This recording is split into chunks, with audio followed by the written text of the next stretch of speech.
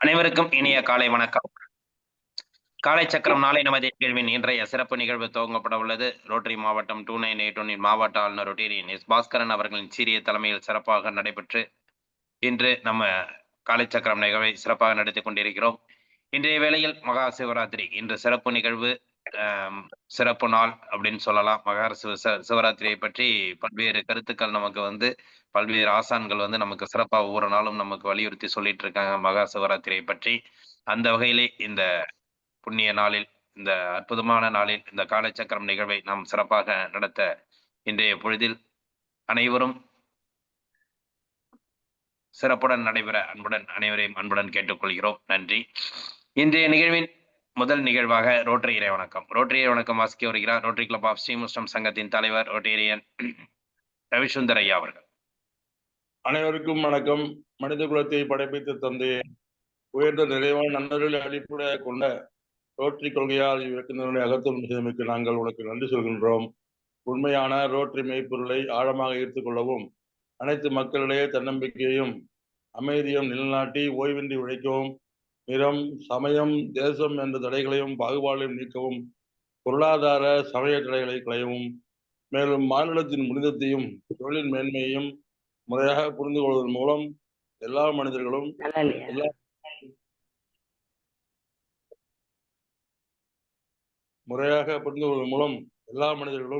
எல்லா குடும்பங்களும் எல்லா நாடுகளும் அற்புதம் தோழமுடன் வாழ்ந்திட புனிதமான பற்றி ஒன்று கூடி மெய்யான படைப்பால் நீயே என்று போதிட ஒரே உண்மையான நிரந்தரமான எல்லோரும் விரும்புகின்ற தந்தையே, இங்கே கூடியுள்ள ரோட்டரிகளா எங்களுக்கு உதவி செய்யும்படி இறைஞ்சுகின்றோம். நன்றி, வணக்கம்.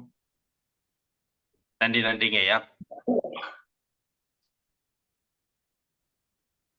இன்றைய நிகழ்வில் நமக்கு மகா சிவராத்திரி முன்னிட்டு இன்றைய நிகழ்வு நமக்கு ஒரு சிறப்பான நிகழ்வாக அமைந்துள்ளது. இன்று என்னவென்றால் நமக்கு இந்த தொடர்ச்சியாக இந்த நிகழ்வில் நமக்கு பயிற்சிகளை கற்றுக்கொண்டு கிட்டத்தட்ட 3 வருடங்கள் இந்த இணைப்பில் தொடர்ச்சியாக வந்து கொண்டிருக்கிறார் கௌரி நித்யானந்தம் அம்மையார் அவர்கள். சென்ட்ரல் ஸ்டேஷன்ல கூட ஒரு சிறப்பான ஒரு பயிற்சி எடுத்திருக்காங்க, தியான வகுப்பு எடுத்திருக்கிறாங்க. இன்று நமக்கு அவங்க பார்த்தீங்கன்னாக்கா ஆசன பயிற்சிகள் தொடர்ச்சியாக பார்த்தீங்கன்னா மூச்சு பயிற்சி உள்ளிட்ட அருமையான ஒரு பயிற்சி எட்டி என்று தன்னுடைய நிலையும் உயர்த்தி, ஆசிரியர் என்ற ஒரு நிலையையும் உயர்த்தி இன்று நமக்கு சிறப்பான வகுப்பெடுக்க காத்து கொண்டிருக்கிறார்கள். இந்த மகா சிவராத்திரி வேளையில் நமக்கு அற்புதமான நிகழ்வை வழங்க இருக்கும் கௌரி நித்யானந்தம் அம்மையார் அவர்களுக்கு நம்ம அனைவரின் சார்பாக நெஞ்சார்ந்த நன்றிகளையும் வாழ்த்துக்களையும் தெரிவித்துக் கொள்கிறோம்.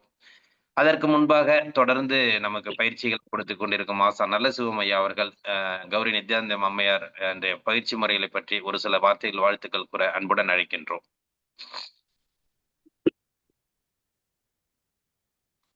அனைவருக்கும் இனிய காலை வணக்கம். மகா சிவராத்திரியான இன்று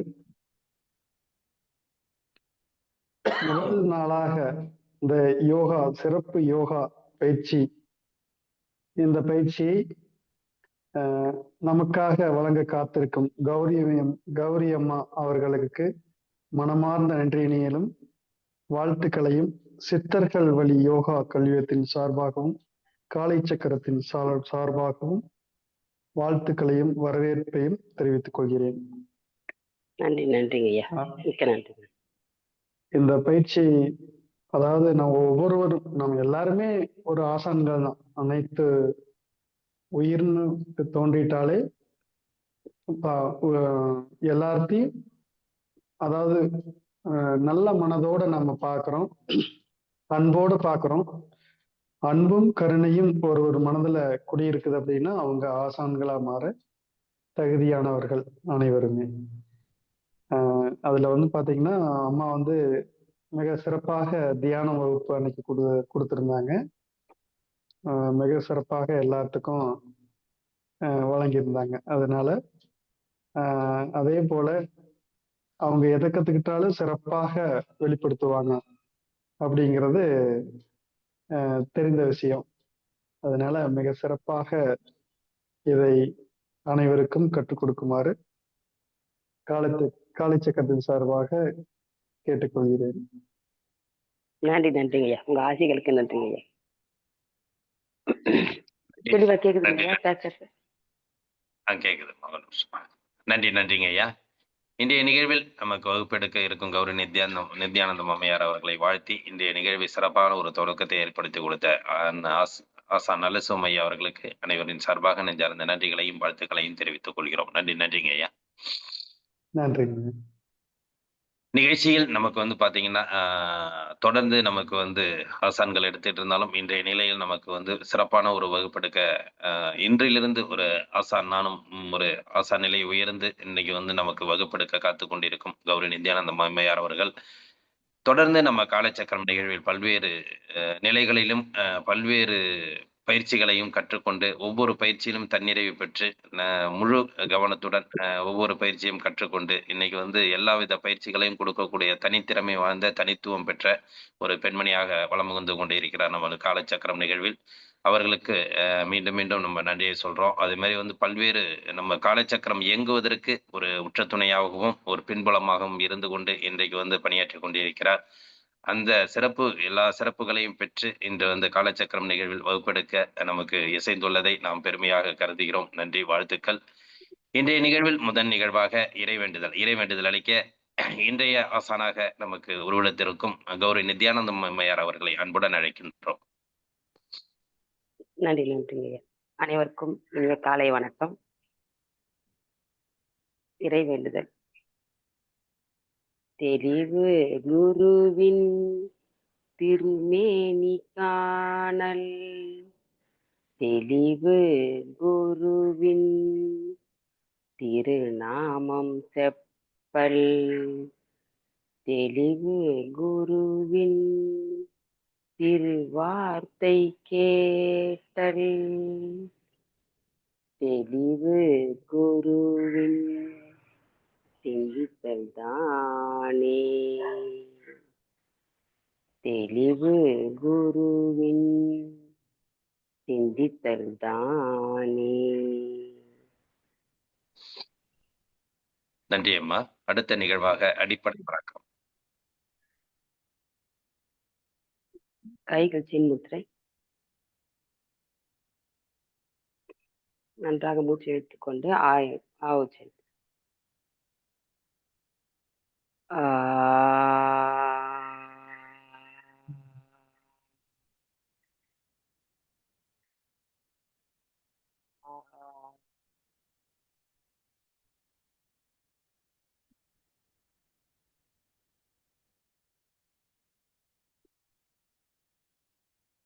சின்மய முத்திரை.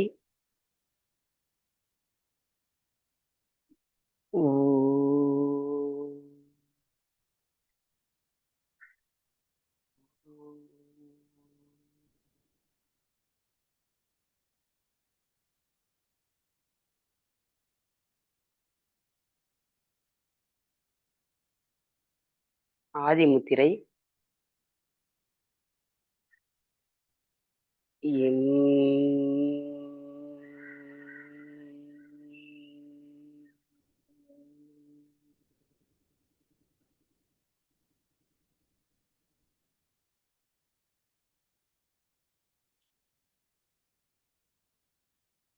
வைகறை துயிலெழு.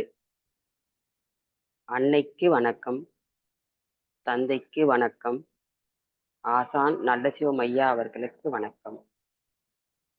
வைகறை துயிலெழு. அன்னைக்கு வணக்கம், தந்தைக்கு வணக்கம், ஆசான் நல்லசிவம் ஐயா அவர்களுக்கு வணக்கம். வணக்கம் ஐயா, வெற்றி உறுதி. வணக்கம் ஐயா, வெற்றி உறுதி. தன்னை சூழ்ந்தது அறி, வெற்றி உறுதி. தன்னை சூழ்ந்தது அறி, வெற்றி உறுதி.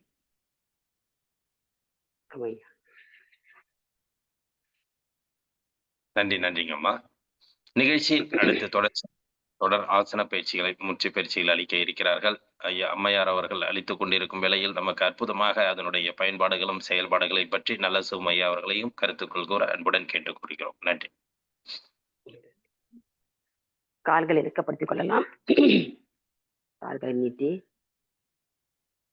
முன்னும் பின்னுமாக கைகள் தொடைக்கு நேராக இருக்கட்டும்.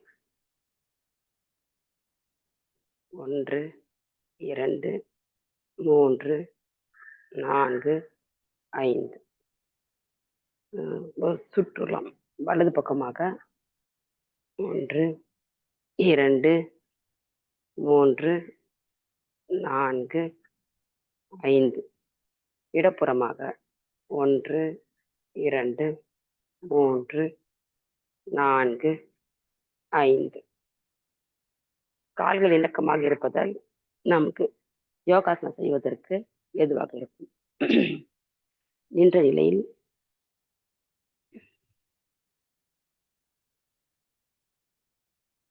தாடாசனம்.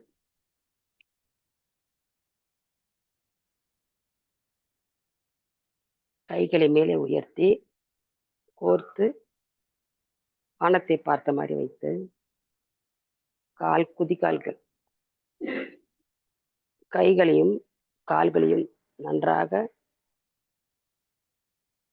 மேலே எழுதி 1 2 3 4 5 6 7 8 9 10 11 12 13 14 15 கைகளை கீழே இறக்கி ஓய்வு. தாடாசனம் செய்வதால் கால் எலும்பு கை எலும்பு நரம்புகள் நன்றாக இழுத்து ரத்த ஓட்டம் நன்றாக நடைபெற்று புத்துணர்ச்சியாக இருக்கும். இப்போது உடல் தளர்வு பயிற்சிகள். கைகளை இடுப்பில் வைத்துக் கொண்டு வலது கால் பாதத்தை மட்டும் வலப்புறமாக 5 முறை 1 2 3 4 5 இடப்புறமாக 1 2 3 4 5 இடது கால் 1 2 3 4 5 இடப்புறமாக 1 2 3 4 5 ஓய்வு. இப்போ முட்டிக்கான பயிற்சி. கால்களுக்கிடையே அரை அடி இடைவெளி முட்டி மற்றும் ஒன்றாக சேர்த்துக் கொள்ளவும். உள்ளங்கையை முட்டி மீது வைத்துக்கொண்டு பார்வை நேராக இருக்கும். வலப்புறமாக 1 2 3 4 5 இடப்புறமாக 1 2 3 4 5 ஓய்வு. ஒரு இடுப்புக்கான பயிற்சி. கால்கள் 1 அடி இடைவெளி இருக்கட்டும். வலப்புறமாக 1 2 3 4 5 இடப்புறமாக 1 2 3 4 5 ஓய்வு. இப்படி ஒவ்வொரு பயிற்சிக்கும் ஓய்வு கொடுப்பது இந்த பயிற்சிக்கு நன்கு நம் மனதில் பதியும், ரத்த ஓட்டம் சீராகும். இடுப்புக்கான மற்றொரு பயிற்சி. வலது கையை வலது காதில் ஒட்டி வைத்துக் கொண்டு மேலே ஒட்டி கொண்டு இடது கை தொடையை ஒட்டி அப்படியே இடப்புறமாக சாயவும். 1 2 3 4 5. ஓய்வு. இப்போது இடது கை 1 2 3 4 5. இப்படி செய்வதால் இடுப்பில் சதைகள் கொஞ்சம் இலக்கமாகும். ஓய்வு.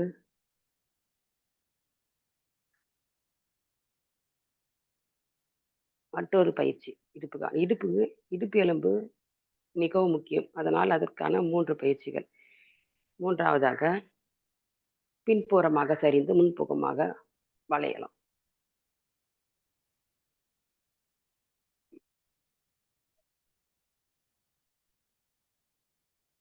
மூச்சை இட்டுக்கொண்டே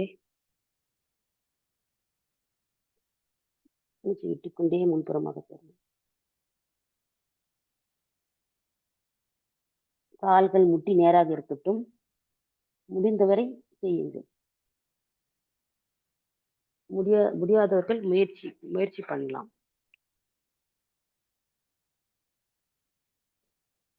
நேராக. ஓய்வு. கைகளுக்கு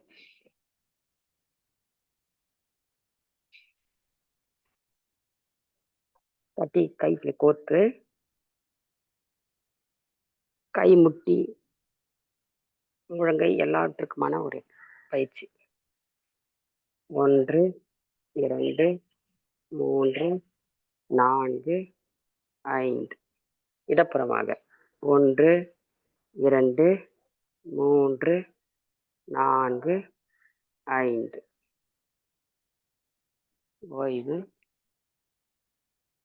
கை விரல்களுக்கு நன்றாக நீட்டி நன்றாக மடக்கவும். 1 2 3 4 5. மணிக்கட்டு 1 2 3 4 5. 1 2 3 4 5.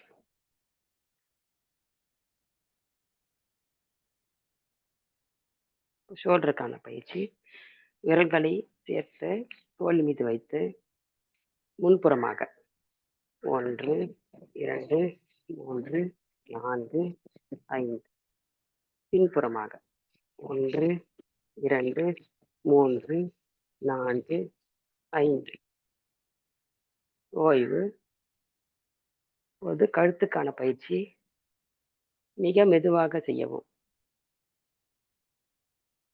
1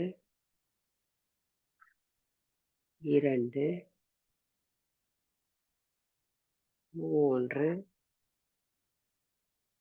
4 5. எதிர் திசையில் 1 2 3 4 5. ஓய்வு. இப்போது ஆசனத்திற்கு நம் உடல் தயாராக இருக்கிறது. ஆசனத்திற்கு செல்லலாம்.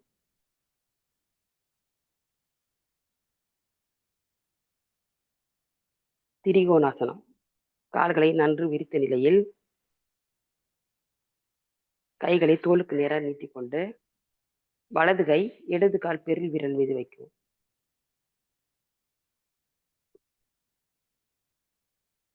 பார்வை இடது கையில் நடுவிரல் மீது இருக்கட்டும். 1 2 3 4 5. நேராக வந்து இப்போது இடது கை வலது காலில் பெருவிரல் மீது. பார்வை வலது கையின் நடுவிரல். 1 2 3 4 5.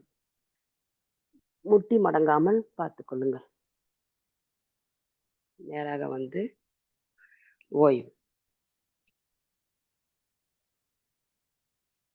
நன்றாக மூச்சு இழுத்து விடவும். வீராசனம். கால்களை விரித்து வலது பக்கமாக செய்வதால் இடது கால் நேராக இருக்கும்படியும் வலது கால் வலது பக்கமாகவும் திருப்பி 2 குதிகால்களும் ஒரே நேர்கோட்டில் இருக்கும்படி பார்த்து கொண்டு வலது காலை எல் வடிவில் மடக்கி கைகளை வணக்க முத்திரை 1 2 3 4 5 6 7 8 9 10 எந்த அளவிற்கு முடியுமோ அந்த அளவிற்கு செய்தால் போதும். பழக்கமில்லாதவர்கள் முயற்சி பண்ணுங்கள்.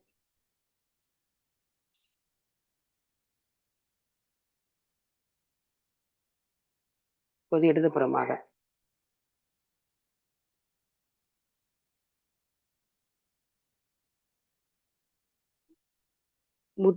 கால் குதிக்கால் இரண்டும் ஒரே நேர்கோட்டில் இருக்கும்படியும் முட்டி மடங்காமல் பார்த்து கொள்ளவும். அப்பொழுதுதான் காலில் உள்ள நரம்புகள் நன்கு வலுப்பெறும், எலும்புகளும் வலுப்பெறும்.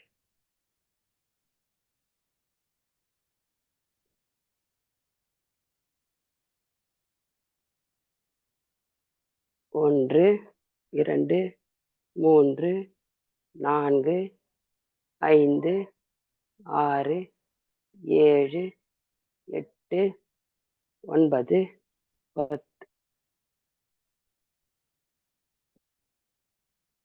ஓய்வு. வீராசனம் செய்வதால் நமக்கு ஒரு ஆன்ம பலம் கிட்டும். செய்யும் போதே நமக்கு ஒரு தன்னம்பிக்கை கூடும். நன்றாக மூச்சு விடவும். ஒரு அமர்ந்த நிலையில்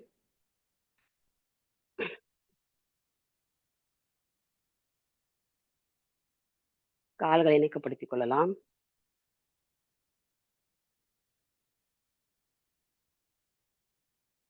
பட்டாம்பூச்சி ஆசனம். 2 கால் விரல்களையும் கைகளுக்குள் அடக்குமாறி பார்த்து கொண்டு தலையை நேராக வைத்துக் கொண்டு கால்களை நன்றாக அடிக்கும்.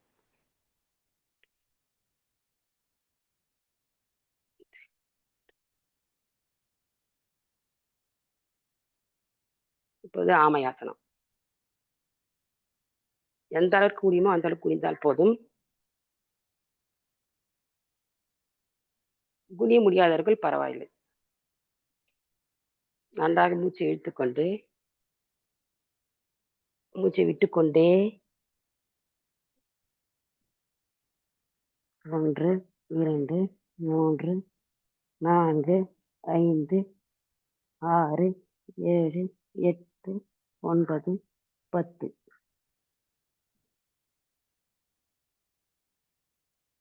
ஓய்வு. இப்போ தொடைகள் நன்று இலக்கமாக இருக்கும். கோணாசனம்.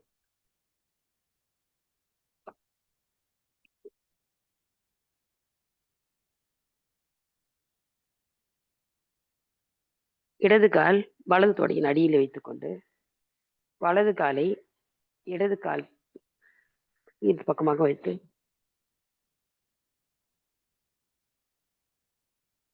இரண்டு கைகளும் 2 கால் கட்டை விரலை பிடித்துக் கொள்ளவும்.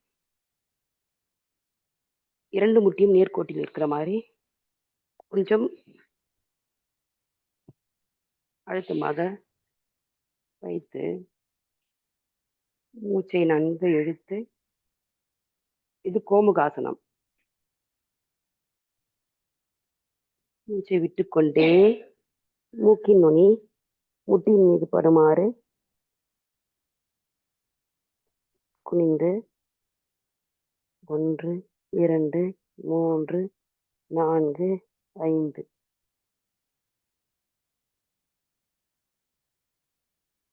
ஓய்வு. இப்போது கைகளை மேலே தூக்கி வலது கை பின்புறமாகவும் இடது கை கீழிருந்து பின்புறமாகவும் வைத்து ஒரு கொக்கி போல பிடித்துக் கொள்ளவும். முடிந்தவர்கள் செய்யலாம். இப்படி செய்வதால் முதுகெலும்பு மற்றும் கால்கள் அனைத்துக்கும் இந்த ஆசனம் நன்கு நன்கு பயன்படும். முதுகெலும்பு நேராவதற்கும், கைகள், கால்களுக்கு அனைத்துக்கும்.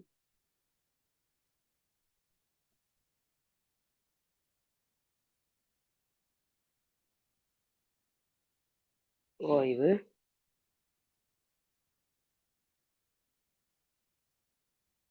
இப்போது இடது கால். வலது கால் இடது கால் தொடையின் கீழ், இடது கால் வலது கால் மேல் போட்டு முட்டி நன்றாக இருக்கும்படியும் 2 கைகளையும் கட்டை விரலை பிடித்துக்கொண்டு மூச்சை நன்கு இழுத்து மூச்சை வெளியிட்டவாறே குனிந்து மூக்கின் நுனி முட்டியின் மீது.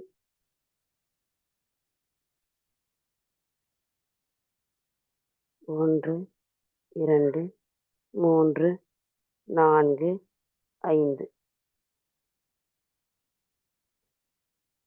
கைகளை மேலே தூக்கி இடது கை பின்புறமாகவும் வலது கை கீழ்ப்புறமாகவும் இருந்தும் எட்டாதவர்கள் கைகளுக்கு துணை கொண்டு வலது கையின் துணை கொண்டு இடது கையை மேலே தூக்கி வலது கையால் இடது கையை கொக்கி போல் பிடிக்கவும்.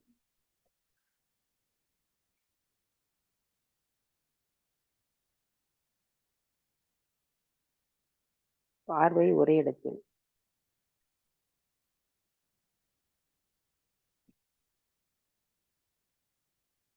ஓய்வு.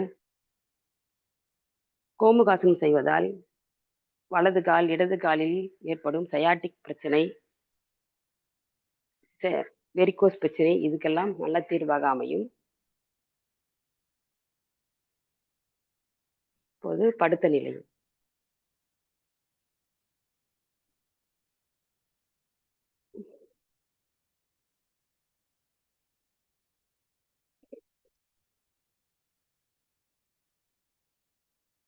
நன்றாக மூச்சை இழுத்து விடவும்.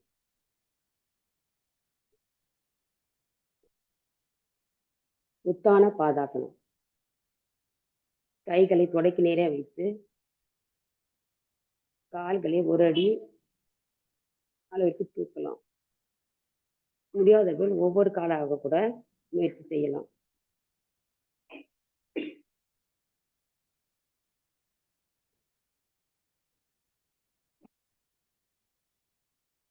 ஒன்று 2 3 4 5 6 7 8 9 10 11 12 13 14 15 16 17 18 19 20. உத்தான பாதாசனா உடலில் உள் உறுப்புகளுக்கு நன்கு பலப்படும். கர்ப்பப்பை முதல் அனைத்து உறுப்புகளும் நல்ல இறுக்கம் கொடுத்து, சதை இறுக்கம் கொடுத்து பலமாக இருக்கும். உடலில் மேல் பகுதியிலும் தொடை சதைகள், வயிறு சதைகள் நன்கு குறையறதுக்கு இது நல்லா பயன்படும். இந்த உத்தான பாதாசனம் எந்த அளவுக்கு முடியுமோ அந்த அளவுக்கு கொண்டிருந்தால் ஒரு இறுக்கம் கிடைக்கும் வயிற்று பகுதியில். ஓய்வு.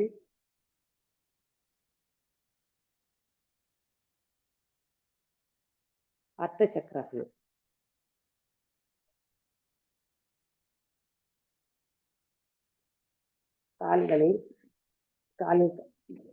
கணுக்காலை பிடித்துக் கொண்டு இடுப்பை மேலே தூக்கவும்.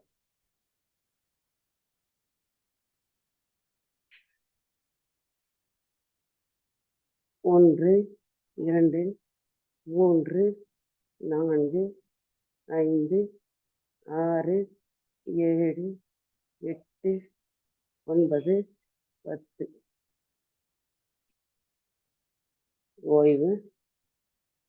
இது கழுத்து எலும்புகள் முதல் முதுகெலும்பு, தொடைகள் நன்கு வலுப்பெறும்.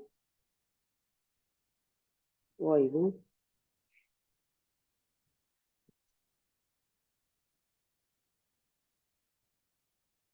இதுக்கு மாற்றாசனம் தான் முதலாசனம்.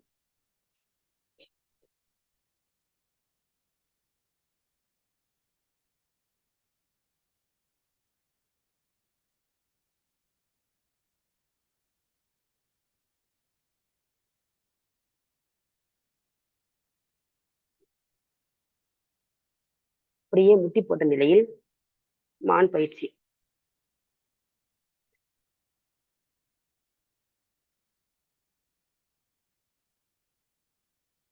மான் பயிற்சி செய்யும் போது தலை மேலாகவும் இடுப்பு கீழாகவும் இருக்க வேண்டும்.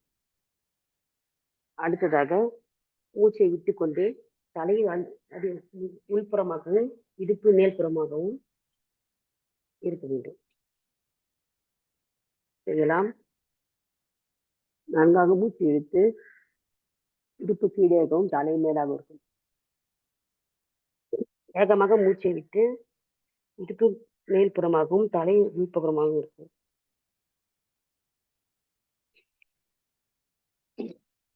ஒன்று, 2, 3, 4, 5, 6, 7, 8, 9. மான் பயிற்சி செய்யும் போது வயிறு, மார்பு, கழுத்து மொத்தமாக 3 பகுதியும் நன்கு சதையை இழுத்து விடும். மேலும் மூச்சு பயிற்சியும் அடங்குவதில்லை. ஓய்வு. வஜ்ராசனம் 2 நிமிடம்.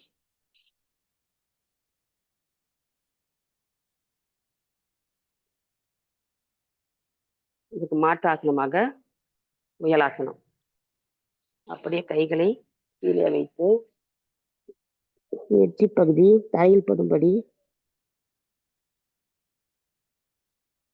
1, 2, 3, 4, 5, 6, 7, 8, 9, 10.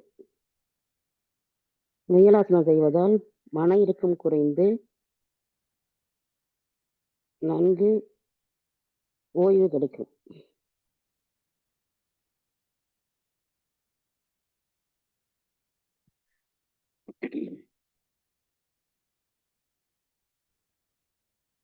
வஜ்ராசனில் அமர்ந்து கொண்டு திருமூலர் பஸ்திரிகா. முடியாதவர்கள் சுகாசனத்தில் அமர்ந்து கொள்ளலாம். கைகள் ஆதி முத்திரை.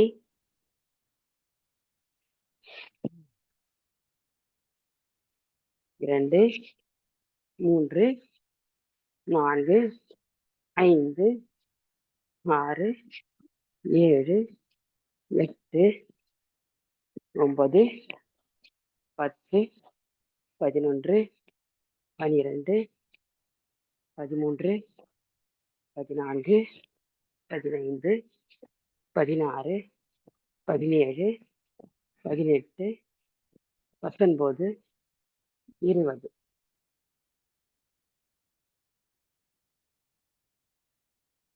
ஓய்வு.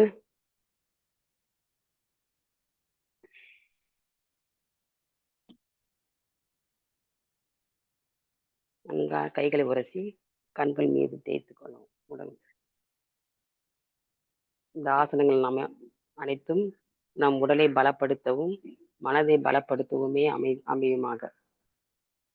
ஆசான் அவர்களுக்கு மிக்க நன்றி ஐயா. ரோட்டரி சங்கங்களுக்கும் குணபாலன் ஐயாவுக்கும் இந்த வாய்ப்பளித்த குணபாலன் ஐயாவுக்கும் மிக்க நன்றி. நன்றிங்க ஐயா. நன்றி சிறப்புங்கம்மா, சந்தோஷம். இன்றைய வேளையில் நமக்கு இந்த மகா சிவராத்திரி என்று நமக்கு அற்புதமான ஒரு பயிற்சி இன்னைக்கு அம்மையார் கொடுத்துருக்குறாங்க. கௌரி அம்மா வந்து சிறப்பா வந்து கத்துக்கிட்டு இருந்தாலும் இன்றைய பயிற்சி கொடுத்த விதங்கள் வந்து ஒவ்வொன்றும் அற்புதமான விஷயங்கள். ஒவ்வொரு பயிற்சி முறைகளையும் அதனுடைய செயல்பாடுகள், அதனுடைய உடல் வலிமை, உடலுக்கு உண்டான எந்த வித நன்மைகளை ஏற்படுத்துது, அதனுடைய அனைத்து விதமான பயன்களையும் சொல்லி நமக்கு இன்னைக்கு வந்து சிறப்பா அந்த ஆசன பயிற்சிகள்ல இருந்து மூச்சு பயிற்சிகள்ல இருந்து எல்லாத்தையும் சிறப்பாக கொடுத்துருக்குறாங்க. அம்மையார் அவர்களுக்கு வாழ்த்துக்கள். உங்களுடைய இந்த பயிற்சி முறைகள் தொடர்ந்து இந்த நிகழ்வில் உள்ள அனைவருக்கும் தொடர்ச்சியாக கிடைக்க வேண்டும் என்று நெஞ்சார கேட்டுக்கொள்கிறோம். ஏன்னா இந்த நிகழ்ச்சிக்கு வந்து ஒரு பெரிய ஒரு வெற்றினா உங்களை போன்ற பல்வேறு பயிற்சியாளர்கள் வந்து கலந்துகிட்டு இன்னைக்கு வந்து நீங்க பயிற்சி கொடுக்குற விதங்கள் வந்து எங்களுக்கு ரொம்ப அருமையா இருக்கு. காலச்சக்கரத்துக்கு வந்து போன செஷன்ல வந்து நம்ம பழனிவேல் ஐயா கொடுத்தாங்க. இன்று வந்து நமக்கு வந்து கௌரி அம்மா சிறப்பாக கொடுத்துருக்குறாங்க. இன்னும் பல்வேறு ஆசான்கள், அதாவது பயிற்சியில் கலந்து கொண்டவர்கள் பயிற்சி கொடுக்க காத்துக்கிட்டு இருக்காங்க அப்படிங்கிறதையும் இந்த நேரத்துல தெரிவிச்சுக்கிட்டு, இன்றைய நிகழ்வில் அற்புதமாக நமக்கு பயிற்சி முறைகளை கற்றுக் கொடுத்த இன்றைய ஆசான் கௌரி நித்யானந்தம் அம்மையார் அவர்களை அனைவரின் சார்பாக வாழ்த்தி நெஞ்சார்ந்த நன்றிகளையும் வாழ்த்துக்களையும் தெரிவித்துக் கொள்கிறோம். நன்றிங்கம்மா. வாழ்த்துக்கள். நன்றிங்க ஐயா. நன்றிங்க ஐயா. இந்த நாள்ல எனக்கு இந்த வாய்ப்பு கொடுத்தது ரொம்ப ரொம்ப நன்றிங்க ஐயா. நன்றி. நன்றி. இந்த நிகழ்வில் நமக்கு தொடர்ந்து பயிற்சிகளை கொடுத்து கொண்டிருந்த ஆசான் நல்ல சிவமையா அவர்கள் இன்று நானும் ஒரு பயிற்சியாளராக, அதாவது கலந்து கொண்டு கற்றுக்கொள்பவனாக இருந்து கொண்டு நானும் பயிற்சியை கற்றுக்கொள்கிறேன் என்று இன்று பயிற்சியை கற்றுக்கொண்டார். ஆனால் அவருடைய நிலைப்பாடுகள் எந்த அளவுக்கு அவருடைய பயிற்சி முறைகள் உள்வாங்கி இன்றைய பயிற்சியை நமக்கு சிறப்பாக அம்மையார் கொடுத்தார்கள் என்பதை பற்றி, அந்த நிலைகளை பற்றியும் ஒரு சில வார்த்தைகள் கூற அன்புடன் கேட்டுக்கொள்கிறோம். நன்றிங்கய்யா. இந்த பயிற்சியை நன்றாக நானும் கற்றுக்கொண்டேன், நானும் பலனடைந்தேன் என்ற விதத்துல நான் சொல்றேன். மிக சிறப்பாக பயிற்சி செஞ்சாங்க. அதாவது சிறப்பு என்ன அப்படின்னா, அம்மா சொல்லி கொடுத்ததுல பயிற்சி சொல்லி கொடுக்கறதுக்கு சில பேர் புக்கு படிப்பாங்க, சில பேர்த்துக்கு கத்துக்கிட்டு வந்ததை அப்படியே ஞாபகப்படுத்தி சொல்லி கொடுப்பாங்க. அம்மா பயிற்சியை கத்துக்கிட்டு அவங்களுடைய நிலையிலிருந்து அவங்க பேசினாங்க. அவங்க எப்படி உணர்ந்துகிட்டாங்களோ அதை வெளிப்படுத்தி சொன்னாங்க. அதாவது புத்தகத்துல படிச்சுட்டு அந்த வரி விடாம ஞாபகப்படுத்தி அந்த வரிகளை சொல்லிக்கிட்டே வர்றது, அது ஒரு விதம் சொல்லி கொடுக்கறதுல. அதை உணர்ந்து சொல்லி கொடுக்கறத அது பயிற்சி ஆசிரியருக்கு அழகுன்னு சொல்லலாம். அதை நல்லா உணர்ந்து ஒவ்வொரு பயிற்சியா நல்லா சொல்லி கொடுத்தாங்க. மிகவும் சிறப்புமா ஆசனங்கள் நல்லா பயிற்சி. நன்றிங்க. நல்லா அழகா செஞ்சீங்க. அந்த டச் பண்றது திரிகோணாசனம் சரி, நல்லா பர்ஃபெக்டா செஞ்சீங்க. நல்லா ராஜகம்பீராசனம் அதே மாதிரிதான் நல்லா பண்ணீங்க. அந்த பட்டர்ஃப்ளை ஆசனம் நல்லா கால், நீங்க பயிற்சி நல்லா கற்றுக்கிட்டு கால் நல்லா இலக்கமாயிருக்கு, கால் நல்லா ஃப்ரீயா இருக்குது. நல்லா அந்த ஆமை ஆசனம் நல்லா டச் பண்ணீங்க. மிகவும் சிறப்புங்கம்மா. சொல்ல போனா காலை சக்கரத்துல முழு பலன் நீங்க தான் பெற்றிருக்கிறீங்க. நன்றிங்க ஐயா. வாழ்த்துக்கள்மா, வாழ்த்துக்கள். எல்லாரும் இதே மாதிரி சிறப்பாக வர வாழ்த்துக்கள். ஆமாங்க ஐயா, எல்லாரும் செய்யணும் ஐயா. நான் பெண்களுக்காக இது நான் வலியுறுத்தி சொல்ல விரும்புறேன் ஐயா. எல்லாரும் ஒரு 1/2 மணி நேரமாவது நம்ம உடம்புக்காக நம்ம செலவு பண்ணணும். ஏன்னா நம்ம உடம்பு நம்ம தான் பாத்துக்கணும். இது வலியுறுத்தலாவும் தகவலாவும் நான் சொல்ல விரும்புறேன். எல்லா பெண்களும் நிச்சயமா ஒரு 1/2 மணி நேரம் தான் உடம்புக்காக செலவு பண்ணுங்க. ஏன்னா நம்ம உடம்பு நம்ம பாத்துக்கினா தான் நம்ம குடும்பத்தையும் நம்ம பாத்துக்க முடியும். மிக்க நான் இதை உணர்ந்திருக்கேன் ஐயா 2 வருஷமா. நன்றிங்க ஐயா. கண்டிப்பாங்கம்மா. பெண்கள் சொன்ன மாதிரி, நீங்க சொல்ற மாதிரி பெண்கள் கண்டிப்பா நமக்கு காலையில எந்திரிச்சா அந்த வீட்டு வேலை செய்யறது மட்டும்தான் கடமை அப்படின்ட்டு இல்லாம தன்னுடைய உடலை பலப்படுத்திக்கிறதுக்கு கண்டிப்பா ஒரு 1/2 மணி நேரம் இந்த மாதிரி ஒதுக்குனா மிக சிறப்பா இருக்கும். வேலை செய்யறது மூலியமா எக்ஸசைஸ், அதுவும் ஒரு நன்மை தான் கொடுக்குது, நமக்கு தருது. இருந்தாலும் ஒரு பகிர்தல் கிடைக்குது. நம்ம அந்த பயிற்சிக்குள்ள வரும்போது பல்வேறுத்தினுடைய கருத்துக்கு நாம எடுத்துக்கிட்டு நம்முடைய வேலையை கொஞ்சம் எளிமைப்படுத்திக்கிட்டு சிறப்பாக நாம செயல்பட, மற்றவர்களோடு கலந்துரையாட நிறைய அறிவுகளை நாம சேமிச்சுக்கிறோம். அந்த வகையில பெண்கள் இதுல ஈடுபடணும். பெண்கள் தான் எல்லாத்துக்கும் ஆசிரியர்கள். குடும்பத்தை வழி நடத்துறது பாத்தீங்கன்னா, ஒரு 10 பேர் 5 பேர் நம்ம குடும்பத்துல இருக்கோம் அப்படின்னா, அதை எல்லாத்தையும் உள்வாங்கிக்கிட்டு அது சிறப்பான கருத்துக்களை அந்த வீட்டினுடைய வேலைப்பாடுகளை செயல்பாட்டுக்கிட்டு போறதுக்கு அவங்களுடைய அந்த செயல்பாடு தான் அதிகமா இருக்கு. நம்ம எவ்வளவுதான் ஆண்கள் சிறப்பா சொன்னாலும், நான் தான் தலை நிமிர்ந்து பேசிக்கிட்டு இருந்தாலும் எந்த இடத்துல அவங்களுடைய கருத்துக்களை திணிப்பாங்கன்னு தெரியாது. ஆனா அவங்களுடைய கருத்துக்கிட்ட எடுத்துக்கிட்டு நாம பயணம் செய்யற மாதிரி மாற்றி கொண்டுட்டு போவாங்க. அதுதான் அவங்களுடைய சிறப்பு. மிக சிறப்புமா, வாழ்த்துக்கள். நன்றிங்க. மிக்க நன்றிங்க ஐயா. நன்றி நலசிவம் ஐயா அவர்களுக்கு நன்றி. உண்மையிலுமே அவங்க சொன்ன விஷயங்கள் அப்படியே உண்மையான விஷயங்கள். அதாவது அம்மா பயிற்சியை கற்றுக்கொண்டு இன்னைக்கு எந்த ஒரு இடர்பாடுகளும் இல்லாம தெளிவா செஞ்சாங்க. வாழ்த்துக்கள். அதாவது உண்மையாக முழுவதுமாக கற்றுக்கொண்ட ஒரு பயிற்சியாளர்ன்னு சொல்லலாம். அதாவது அ கௌரி அம்மா வந்து 2022லேருந்து அவங்க இருக்கிறாங்க. ஆனா அன்னைக்கு பார்த்த கௌரி அம்மா வேற, இன்னைக்கு பார்க்குற கௌரி அம்மா வேற அப்படிங்கிறது தான் இருக்குது. ஏன்னா அன்னைக்கு வந்து பேசுறதுக்கே சுபாவம். அதாவது பேசுறதுக்கு கூட பயப்படுவாங்க. எவ்வளவோ சொல்லியிருக்கோம். நீங்கலாம் கலந்துகிட்டு இருக்கீங்க, கொஞ்சம் பேசுங்கன்னு சொன்னோம்.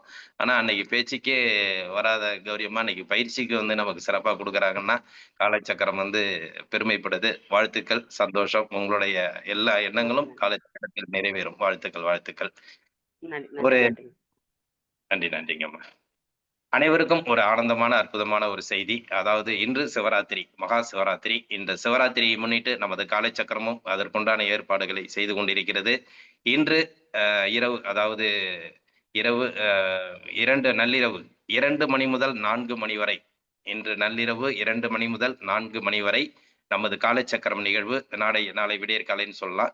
காலச்சக்கரம் நிகழ்வு மகா சிவராத்திரியை முன்னிட்டு நடைபெறும் என்பதை இந்த நேரத்திலே நாங்க அறிவிக்கிறோம். அதற்குண்டான நிகழ்வுகள் என்னென்ன என்பதை வந்து நம்ம வந்து குழுவுல பதிவிடுவோம். அதனால வந்து தங்களுடைய மற்ற பயிற்சி முறைகள் இருந்தாலும் நீங்கள் காலச்சக்கரம் குழுவிற்காக தொடர்ந்து பயணிக்கும் அன்பர்கள் நள்ளிரவு 2 மணி முதல் 4 மணி வரை நமது காலச்சக்கரம். அதுக்கு அடுத்தது வந்து 5 மணி கிடையாது. ஒரே நிகழ்வா வந்து 2 மணிலேருந்து நம்ம 4 மணி வரைக்கும் வச்சிருக்கிறோம். அதனால அந்த நிகழ்வுல எல்லாருமே கலந்துக்கக்கூடிய வாய்ப்பை ஏற்படுத்திக்கிங்க அப்படிங்கிறத இந்த நேரத்துல நம்ம தெரிவிச்சுக்கிறோம். இன்று நள்ளிரவு நாளை விடியற்காலை அதாவது 2 மணி முதல் 4 மணி வரை நமது காலை சக்கரம் நிகழ்வு மகா சிவராத்திரியை முன்னிட்டு சிறப்பான ஒரு தியான வகுப்பா நடைபெறும். அனைவரும் கலந்து கொண்டு பயன்பெற வேண்டும், பங்கு பெற வேண்டும் என்று அனைவரையும் இந்த நேரத்தில் அன்புடன் கேட்டுக்கொள்கிறோம். நன்றி. நிகழ்ச்சியின் அடுத்த நிகழ்வாக நமக்கு அதாவது புதன்கிழமைனா எல்லாருக்குமே தெரியும். அவ்வளவு ஒரு சூறாவளி வந்து எல்லாருமே ஒவ்வொரு கருத்துக்களை சொல்லி அதனுடைய பயன்பாடுகளை வந்து நம்ம அனுபவிச்சுட்டு இருக்கிறோம். அது மாதிரியான இன்று ஒரு சூறாவளி மகா சிவராத்திரி என்று அற்புதமான ஒரு நிகழ்வை நமக்கு கொடுக்க காத்துக்கொண்டு இருக்கிறார்கள் அம்மையார் அவர்கள், இயற்கை மருத்துவர் அகிலா மேடம் அவர்கள். இன்றைய நிகழ்வில் நமக்கு தொடர்ந்து அந்த பஞ்சபூத சிகிச்சை முறைகளை சொல்லி வந்தாலும் இன்று காற்றுக்குண்டான சிகிச்சை முறையை பற்றி அற்புதமாக விளக்கமளிக்க இருக்கிறார்கள். இன்றைய நிகழ்வில் நமக்கு காற்றுக்குண்டான சிகிச்சை முறையை அளிக்க இயற்கை மருத்துவர் அகிலா அம்மையார் அவர்களை அன்புடன் அழைக்கின்றோம். எல்லோரும் எல்லா வளமும் பெற்று இன்புற்று வாழ எல்லாம் வல்ல இறையாற்றல் துணை நிற்கட்டும். அனைவருக்கும் காலை வணக்கம். மகா சிவராத்திரி ரொம்ப சந்தோஷம். நம்ம காலை சக்கரம்ல நாம வந்து பங்கெடுத்துக்க போறோம். நன்றி. ஏன்னா இந்த வாய்ப்பு கொடுத்ததுக்காக காலை சக்கரத்துக்கு அந்த குழுவினருக்கு மிக்க நன்றி.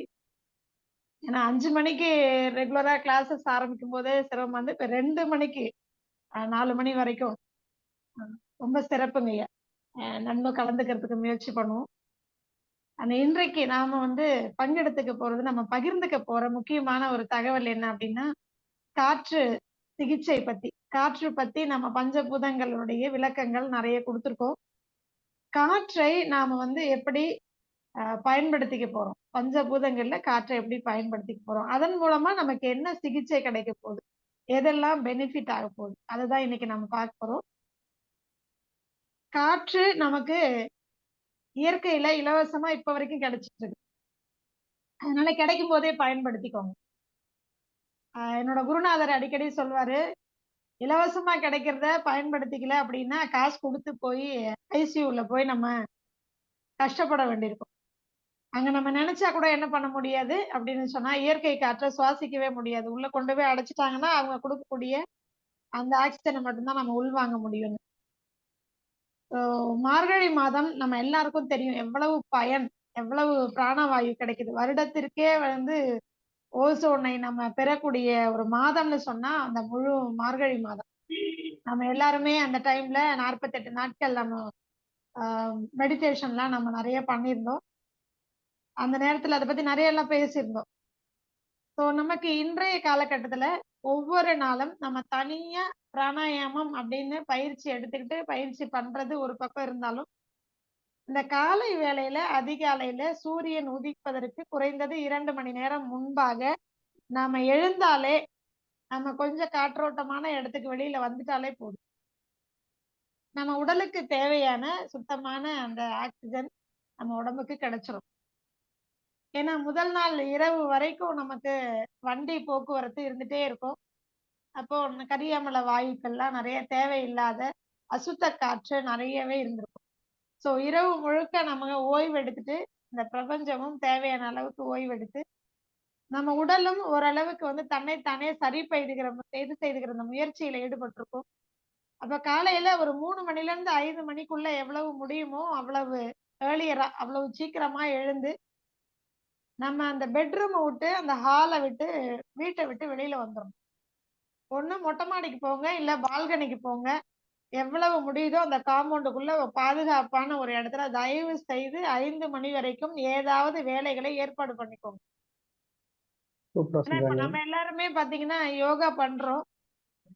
5:30 மணிக்கு ஆரம்பிச்சு நம்ம யோகா பண்ண ஆரம்பிக்கிறோம்.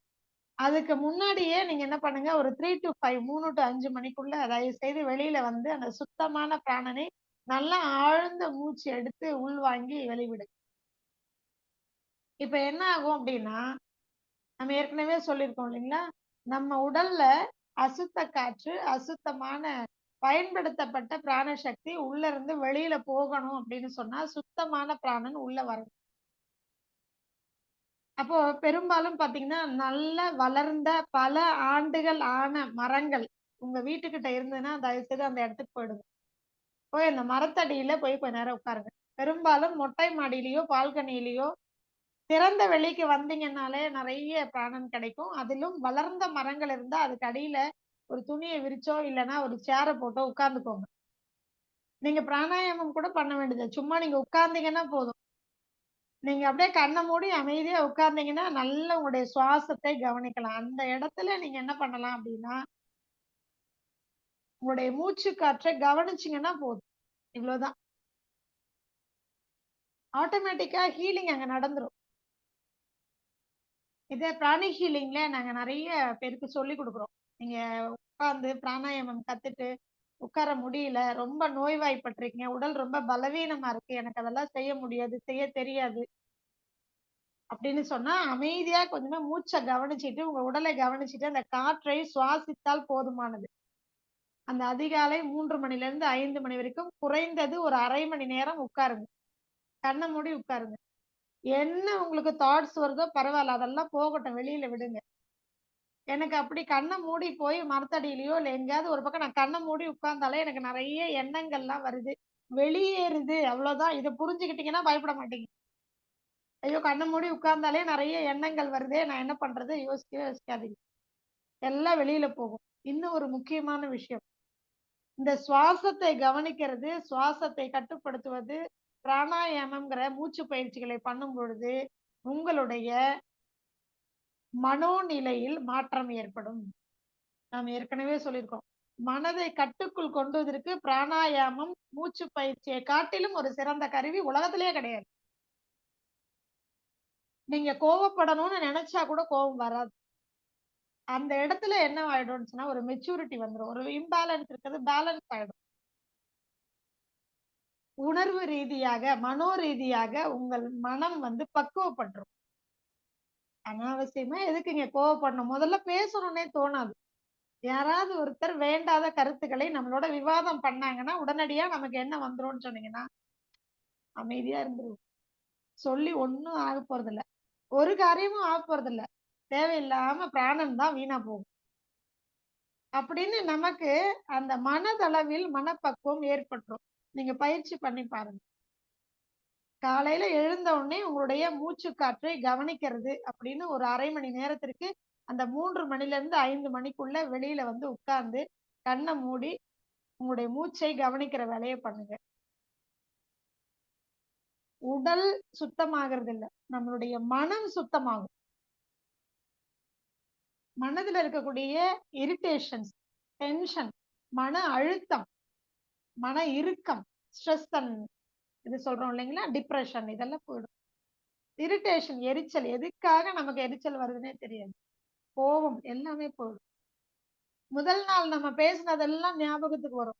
கடந்த ஒரு 2 நாட்களுக்கு முன்னாடி ஒரு தாயார் சொன்னாங்க, "நீங்க சொன்னீங்கன்னு நான் போய் உட்கார்ந்தேன். எனக்கு முதல் நாள் நடந்ததெல்லாம் அப்படியே கோவம், டென்ஷன் எல்லாமே வந்துச்சு." ஒரு 2 நாள் உட்கார்ந்தேன். 3வது நாள்ல எனக்கே தோணி போச்சு. ஆட்டோமேட்டிக்கா என்ன ஆயிடுச்சு அவங்களுக்கு? ஆமா போ நம்ம உடம்ப காப்பாத்திப்போம். தேவையில்லாம அவங்க கிட்ட கோவப்பட்டு எனர்ஜி எல்லாம் வேஸ்ட்டா போய் நம்ம உடம்பு தான் பாதிக்கப்படுதுங்கிறத புரிதல், தெளிவு ஆட்டோமேட்டிக்கா வந்துரும். அமைதிக்கு அவ்வளவு பெரிய ஆற்றல் இருக்கு. முடிந்த வரைக்கும் வள்ளல் பெருமானார் சொல்ற மாரி, மகாவீரர் சொல்ற மாதிரி எவ்வளவு முடியுமோ அவ்வளவு தனிமையில் இருந்து பழகுங்கள். அமைதியை விரும்புங்கள். இத பண்ணினோம்னா உடம்பு, மனசு, புத்தி எல்லாம் நம்ம கையில. நம்ம கட்டுப்பாட்டை மீறி போகவே போகாது. அனாவசிய டென்ஷனே இல்ல. எல்லார் கூடயும் இருந்தாலும் தனித்து இருங்கள். எல்லார் கூடயும் இருங்க. அதுக்காக தனியா ஒரு ரூம் எடுத்து இல்லன்னா ஒரு காட்டுக்குள்ள போய் வாழ அது அர்த்தம் இல்ல. எல்லாருடனும் இருந்தாலும் தனித்து இருக்கணும். அமைதியா இருக்கணும். கவனிக்கணும். அவ்வளவுதான். இதை அதிகாலை வேளையில நீங்க பிராக்டிஸ் பண்ணிட்டீங்க அப்படின்னு சொன்னா, உங்களுடைய மனம் தெளிவாகவே இருக்கும். தேவையில்லாத உணர்ச்சிகளுக்கு ஆட்பட்டு தன்னை தானே கெடுத்துக் கொள்ளாது. நாம ஏற்கனவே சொல்லியிருக்கோம். நம்ம உடல் பாதிக்கப்படுவதற்கு அடிப்படை காரணம் எது அப்படின்னா, முதலாவது காரணம் நோய் கிருமிகள் கிடையவே கிடையாது.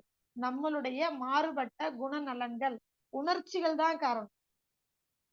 இது நிறைய நம்ம இயற்கை வாழ்வியலாளர்கள், அக்குபஞ்சர் மருத்துவர்கள், சீன மருத்துவர்கள் எல்லாருடைய வழிமுறைகள் நிறைய நம்மளுடைய பாரம்பரிய வைத்தியங்கள் எல்லாமே சொல்லி கொடுத்துருக்கு. கோவப்படாத, கல்லீரல் போயிடும், ஆகாய சக்தி குறைஞ்சு போயிடும், துக்கப்படாத, நுரையீரல் காற்று பாதிக்கப்படும். சோ யாருக்கெல்லாம் தொட்டா சினிங்கியா நான் இருக்கிறேன், எதுக்கு எடுத்தாலும் எனக்கு அழுக வருது, துக்கம் அப்படியே தொண்டை அடைக்குது, கண்ணுல தண்ணி முட்டிட்டு நிக்குது அப்படின்னு சொல்றவங்க எல்லாம் தயவு செய்து ஒரு 1/2 மணி நேரம் காலையில அதிகாலை வேளையில எவ்வளவு சீக்கிரம் முடியுமோ எழுந்து உட்கார்ந்து அந்த பிரபஞ்சத்தோட பேசுங்க. அமைதியா கண்களை மூடி அந்த காற்றை, சுத்தமான காற்றை சுவாசிங்க. புரிதல் வந்துரும், தெளிவு வந்துரும். நான் சொல்றது கட்டுப்பாட்டுக்குள்ள வந்துரும் இல்ல, புரிதலும் தெளிவும் வந்துரும். உணர்ச்சிகள் அளவுக்கு அதிகமா இல்லாம கட்டுக்குள்ள வந்துரும். இது தேவையில்ல, நம்ம உணர்ச்சி வசப்பட வேண்டாங்கிற நிலைமைக்கு வந்து நாம அழறதுனால நம்ம உடல்ல நுரையீரல் பாதிப்பு ஏற்படும். காற்றினுடைய தன்மை நம்ம உடம்புல குறைஞ்சு போகும்.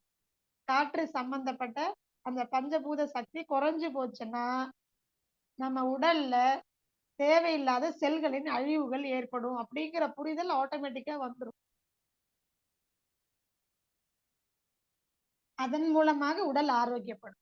நம்ம சொல்லியிருக்கிறோம், அது ஒரு ஷீல்டு. 5 இருக்கு இல்லையா நமக்கு உடலு?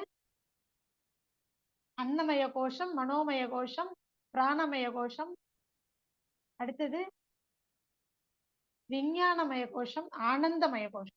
இதெல்லாம் நம்ம உடம்புக்கு மேல இருக்கக்கூடிய இந்த பிசிக்கல் பாடி, கண்ணுக்கு தெரிஞ்ச நாம சாப்பிடுற சாப்பாட்டுனால உருவான இந்த உடலுக்கு மேல 4 பாடி இருக்கு, 4 ஷீல்டு இருக்கு. அதுல இந்த மனோமய கோஷம்னு சொல்லக்கூடிய உணர்ச்சிகள் நிரம்பிய அந்த உடல், அதுதான் நம்மளை வந்து ரொம்ப பாதுகாக்குது. அதுக்கப்புறம் பிராணமய கோஷம், பிராணிக் பாடி. சோ இது அஃபெக்ட் ஆச்சுன்னா அடுத்ததுதான் பிசிக்கல் பாடி அஃபெக்ட் ஆகும். சோ உங்களுடைய உடலை நீங்க கண்ணுக்கு தெரிஞ்ச இந்த உடலை காப்பாத்திக்கணும்னா கண்டிப்பாக மனோமய கோஷம்னு சொல்லக்கூடிய மனதை நீங்க சரியா வச்சுக்கணும். அதுக்கு சுத்தமான காற்றை சுவாசிக்கணும். இது அதிகாலையில. அதிகாலையில அந்த 3 to 5 மட்டும் போதுமா? நாள் முழுக்க குப்பையில இருந்தா பரவாயில்லையா? தயவு செய்து நம்மளுடைய முன்னோர்கள் வாழ்க்கையை பாருங்க. எந்த தாத்தா பாட்டி வீட்லயாவது, முப்பாட்டன் வீட்லயாவது வீடு ஃபுல்லா சாமான பார்த்திருக்கீங்களா? எளிமையான வாழ்க்கை. குறைவான பாத்திரங்கள் தான் இருக்கும். மிஞ்சி போனா 2 சட்டிக்கு பதிலா 3 சட்டி இருக்கும். அவ்வளவுதான் அடுப்பங்கரையில. 2 சட்டிக்கு பதிலா 3 சட்டி கூடுதலா என்னவா இருக்கும்? பருப்பு கடையறதுக்கும், கீரை கடையறதுக்கும் ஒரு சட்டி எக்ஸ்ட்ராவா இருக்கும். சாப்பாடு ஆக்குறதுக்கு, குழம்பு வைக்கிறதுக்கு அவ்வளவுதான் 2 சட்டி. அவ்வளவுதான், இதுக்கு மேல இருக்காது. சர்விங் பவுலு, டைனிங் பவுலு அப்படியெல்லாம் கிடையாது. குக்கிங் பவுலு அந்த மாதிரி எல்லாம் இல்ல. சமைக்கிறதுக்கு ஒண்ணு, டைனிங் டேபிள் வச்சு பரிமாறத்துக்கு ஒண்ணு, யாராவது வந்துட்டாங்கன்னா அதுக்கப்புறம் கலர்ஃபுல்லா போரோசில், பீங்கான்ல ஒண்ணு, அந்த மாதிரி எல்லாம் கிடையாது. ஏன் அவங்க வச்சுக்கல? தெரியாமலா? நம்மளுடைய உடலில் இருந்து தேவையில்லாத கழிவுகளை நம்ம உடம்புக்கு சேர்க்கறது மட்டும் இல்ல, இது எப்படி சேர்க்குது அப்படின்னு சொன்னா, இந்த பொருட்கள் நம்ம உடல்ல இருக்கக்கூடிய சக்தியை கிரகிக்குது. இப்ப உதாரணத்துக்கு எப்படின்னு நான் சொல்றேன். எல்லாருக்கும் தெரியும். ஒரு வீடு இருக்குதுங்க. அந்த வீடு ஒரு வருஷத்துக்கு யாருமே உள்ள போகாம பூட்டி இருக்குதுன்னு வைங்க. அந்த வீடோட பலம் எப்படி இருக்கும்? இது நெறைய பேருக்கு தெரிஞ்சிருக்கும். பார்க்கவே பூத் பங்களா மாரி இருக்குது அப்படின்னு சொல்லுவோம். இல்லைங்களா? பார்த்திருக்கீங்களா? ஒரு 10, 12 வருஷம் பூட்டியே கிடக்கு. அந்த வீட்டுக்குள்ள யாருமே உள்ள போல, யாருமே அதுல புழங்கல அப்படின்னு சொன்னா, அந்த வீடு என்ன ஆகும்? இப்பதான் கட்டியிருப்பாங்க. 10 வருஷம் தான் ஆயிருக்கும் கட்டி. ஆனா, அந்த வீடு எப்படி இருக்கும்? சீக்கிரமா வீக் ஆயிடும். எப்படிங்க? அதே குடியிருக்கக்கூடிய வீடு 70, 75 வருடங்கள் ஆகியும் இன்றைக்கும் செட்டிநாடு பகுதியில பார்த்தீங்கன்னா, குறைந்தது 75 வருடங்கள்ல இருந்து 100 வருடங்களையும் கடந்த வீடுகள் தான் அங்க இருக்கும். காரைக்குடி பக்கத்துல எல்லாம் போனீங்கன்னா, அங்கெல்லாம் அப்படிதான் இருக்கும். திருச்சி மாவட்டங்களையும் பல வீடுகள் இருக்கும்.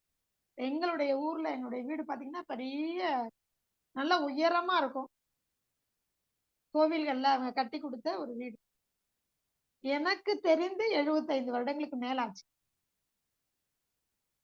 நாங்க பொறந்து வளர்ந்தது அந்த வீடு தான். அதுக்கு முன்னாடி என்னுடைய அம்மா, அப்பாலாம் பார்த்தீங்கன்னா, ஒரு 25 வருஷத்துக்கு முன்னாடியே அங்க வந்தாச்சு. அதுக்கு முன்னாடியே அது வந்து பல பேர் இருந்திருக்கிறாங்க. அப்படி இன்றைக்கும் நல்லா இருக்கு. ஏன் அப்படின்னு சொன்னா, அந்த வீட்ல நாங்க குடியிருந்துட்டே இருக்கோம். அந்த வீட்ல நீங்க இருந்தீங்கன்னா, அந்த வீடு வாழுது. அந்த வீடுக்கு வந்து உளுத்து போகறதில்ல. அந்த வீட்ல வந்து டேமேஜ் ஆகுறதில்ல. எப்படி அது? நாங்க அப்படியே கைய கட்டிட்டு அமைதியா இருக்கிறோமா? அப்படி கிடையாது. நம்மளுடைய சக்தியை பயன்படுத்தி தான் அந்த பில்டிங் வாழுது. அந்த வீடு வாழுது. அந்த கட்டடம் வாழுது. அத புரிஞ்சுக்கோங்க. அதே மாரி தான். நாம வீட்டுக்குள்ள எவ்வளவு நம்மளுடைய உடலில் இருக்கக்கூடிய சக்தியை அது கிரகித்து, அது காப்பாற்றிக் கொள்கிறது. வீடு மட்டும் இல்ல, பொருட்களும் அப்படிதான். ஜட பொருட்கள்னு சொல்றோம்ல, கிடையவே கிடையாது. எந்த ஒண்ணுமே ஜட பொருள் கிடையாது. அதால ரியாக்ட் பண்றத நாம அறிந்து கொள்ள முடியாது. அவ்வளவுதான். தேய்மானம் இருக்கா இல்லையா அதுக்கு? பாலிஷ்டா மெயின்டெயின் ஆகுதா இல்லையா? சோ எல்லா பொருட்களும் நீங்க வீட்டுக்குள்ள 10 தலகாணி, 10 பெட்ஷீட் எக்ஸ்ட்ராவா குளிர் நாளைக்கு, அப்புறம் வெயில் நாளைக்கு யாராவது வந்தா அப்படியெல்லாம் தயவு செய்து வச்சிருந்தீங்கன்னா, தனியா இனிமே ஒரு ஸ்டோர் ரூம்னு கட்டிக்கோங்க. வீடு கட்டும் பொழுதே ஸ்டோர் ரூம்னு ஒண்ணு கட்டிக்கோங்க. அதுல கொண்டு போயி நீங்க பயன்படுத்தாத பொருட்கள் அல்லது பிற்காலத்துல அவசியம் இருக்குங்கிற பொருட்கள ஸ்டோர் ரூம்க்குள்ள கொண்டு போய் போட்டு வைங்க. நீங்க புழங்கக்கூடிய இடத்துல வைக்கவே வைக்காதீங்க. ஒரு சேர் கூட இருக்காது. அப்பல்லாம் பார்த்துருக்கீங்களா? அடுப்பங்கரையிலேயே 2 சட்டி, 3 சட்டி தான் இருக்கும். வட்டல் 1ஓ 2ஓ தான் இருக்கும். கிண்ணம் தான் அப்பல்லாம். எவ்வளவு பெரிய வசதி இருக்கிறவங்க வீட்லயா இருந்தாலும், குறைவான பாத்திரங்கள் இருக்கும். குறைவான வீட்ல பொருட்கள்லாம் ரொம்ப குறைவா இருக்கும். காரணம் என்னன்னா, அவர்கள் ஞானிகள். அவர்களுக்கு தெரிஞ்சிருக்கு. நாம உடல்ல இருக்கக்கூடிய சக்தியை அந்த பொருட்கள் கிரகித்து நம்மை பலவீனமாக்கும் அப்படிங்கிறது தெரியும். அதனால தயவு செய்து வீடுகள்ல அதுவும் குறிப்பா பெட்ரூம்ல நெறைய பேர் எனக்கு ஃபோன் பண்ணிட்டே இருக்கீங்க. என் குழந்தைக்கு சளி பிடிச்சுட்டே இருக்கு, நிக்கவே மாட்டேங்குது. நேத்து சரியா போச்சு, திரும்ப இன்னைக்கு ஆரம்பிச்சிருச்சு. ஆமா, குழந்தை தூங்குற ரூமுக்குள்ள டிவி வச்சுக்கிறது, ஃப்ரிட்ஜ் வச்சுக்கிறது, இல்ல அப்புறம் குழந்தைக்கு தேவையான திங்ஸ் எல்லாத்தையும் நான் வச்சிருக்கேன். அதுக்கு ஒரு செல்ஃப். குழந்தையை தவிர, பாய் தலகாணிய தவிர, பெட்ட தவிர வேற ஒண்ணுமே அந்த ரூம்ல இருக்கக்கூடாது.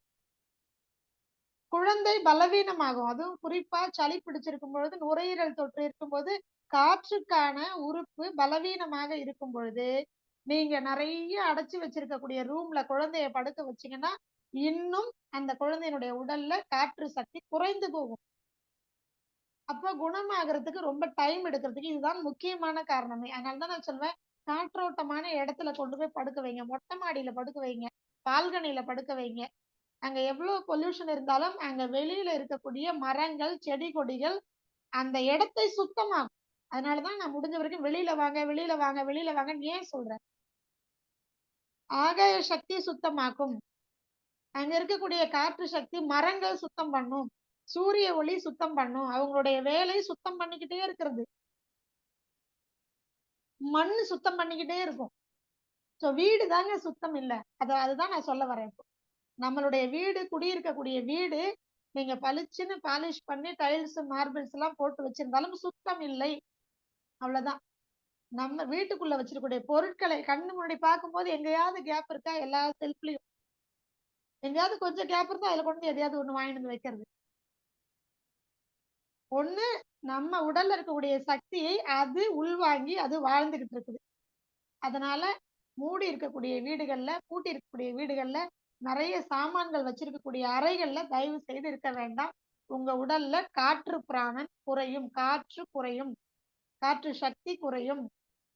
அப்போ ஆட்டோமேட்டிக்காவே என்ன ஆகும்? நோய் தொற்றுக்கு நீங்க ஆளாவீங்க. குறிப்பாக நுரையீரல் சம்பந்தப்பட்ட நோய் நீங்க ஆளாவீங்க.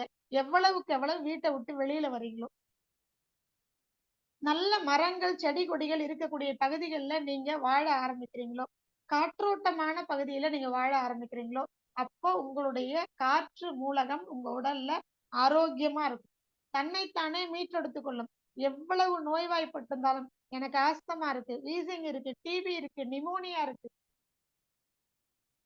எக்ஸ்ட்ரீம் எவ்வளவு உங்களுடைய நுரையீரல் பாதிக்கப்பட்டிருந்தாலும், மரம், செடி, கொடிகள் இருக்கக்கூடிய பகுதிகளை வாழ முயற்சி செய்யுங்கள். வேற சிகிச்சையே வேண்டாம்.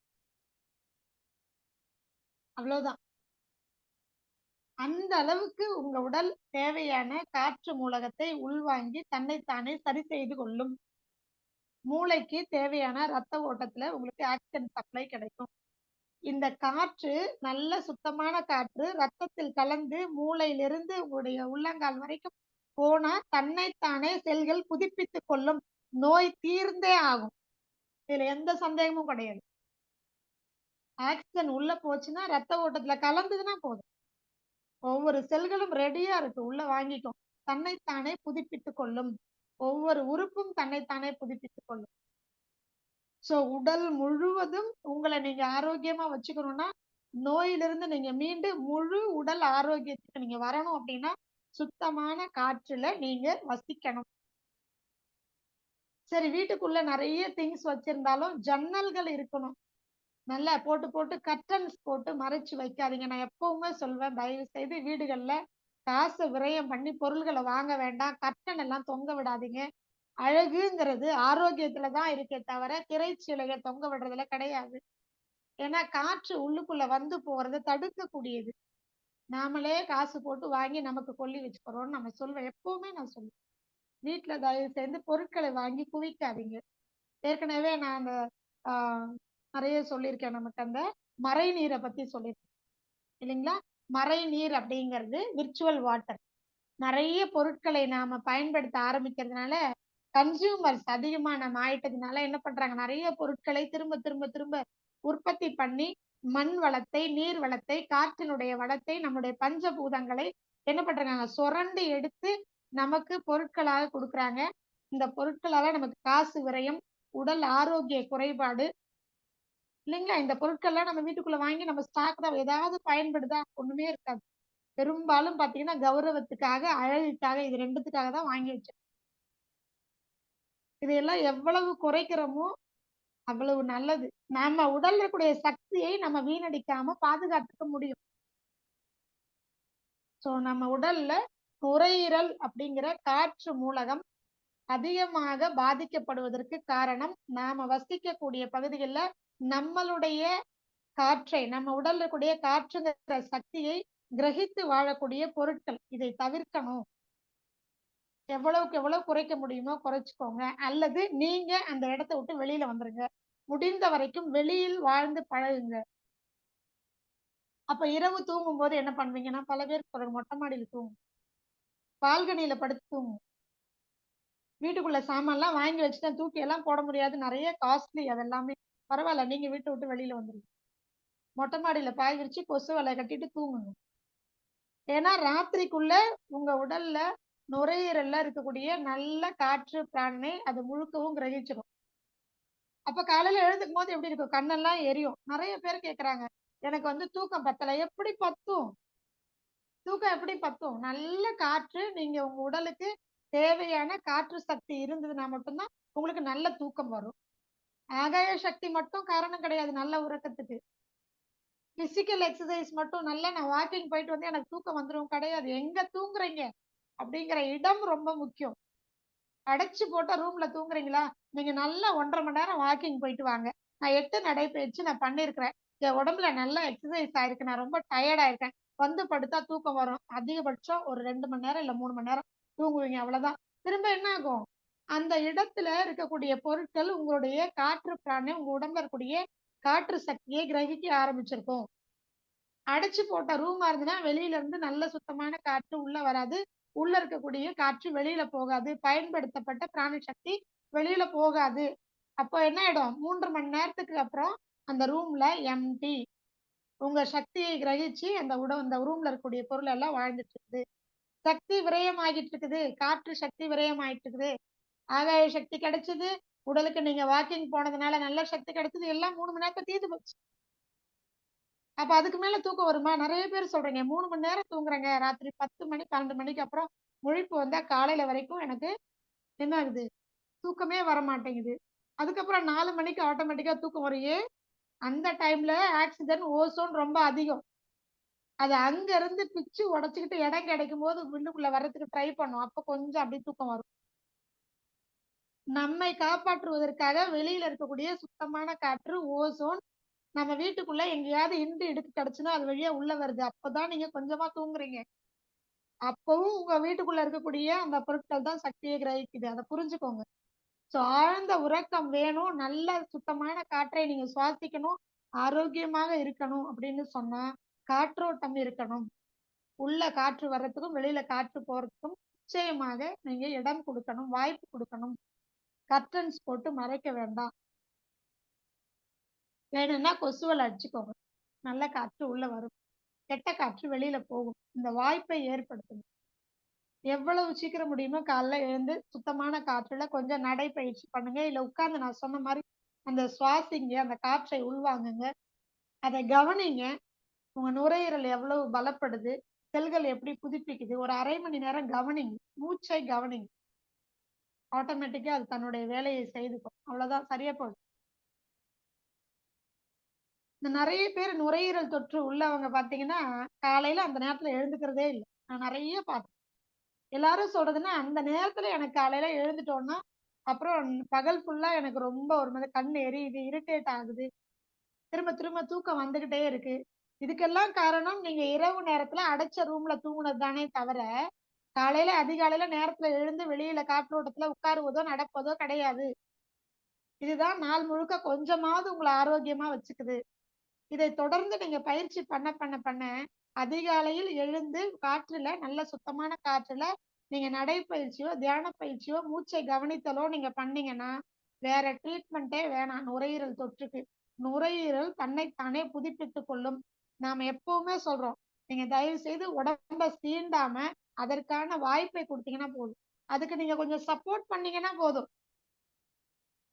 அதிகாலையில எழுந்துட்டீங்கன்னாலே, நீங்க அத சப்போர்ட் பண்றீங்கன்னு அர்த்தம். அவ்வளவுதான். வேற ஒண்ணும் பண்ண வேண்டாம்.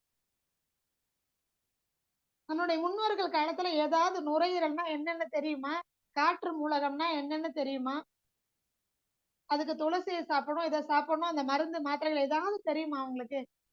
காலையில அதிகாலையில 3 மணிக்கு எழுந்துக்கிறது மட்டும் தான் தெரியும் அவங்களுக்கு. நல்லா தானே இருந்தாங்க.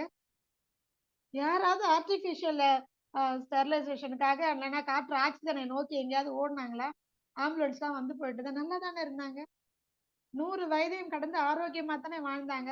நெறைய எங்க பார்த்தாலும் மரங்கள நட்டு வச்சாங்க. இல்லைங்களா? வீட்டுக்குள்ள இருக்கிறத விட அதிகமா வெளியில தான் இருந்தாங்க. நம்ம ஏற்கனவே இத பத்தி பஞ்சபூத அறிவியல பத்தி நம்ம பேசும்போது நெறைய சொல்லியிருக்கோம். காலையில எழுந்து மலம் கழிக்க போணும்னா ஒரு 1 1/2 கிலோமீட்டர் நடக்கணும். அடுத்தது குளிக்க போணும்னா ஒரு 2 கிலோமீட்டர் நடக்கணும். வெளியில எதுவுமே வீட்டுக்குள்ள இல்ல. நாம இப்ப என்ன பண்றோம்? டாய்லெட் வீட்டுக்குள்ள வச்சிருக்கிறோம். பெட்ரூம்ல வச்சிருக்கிறோம். இல்லைங்களா? அடுத்தது குளிக்கிறதுக்கு பெட்ரூம்ல அப்படியே அட்டாச்டு.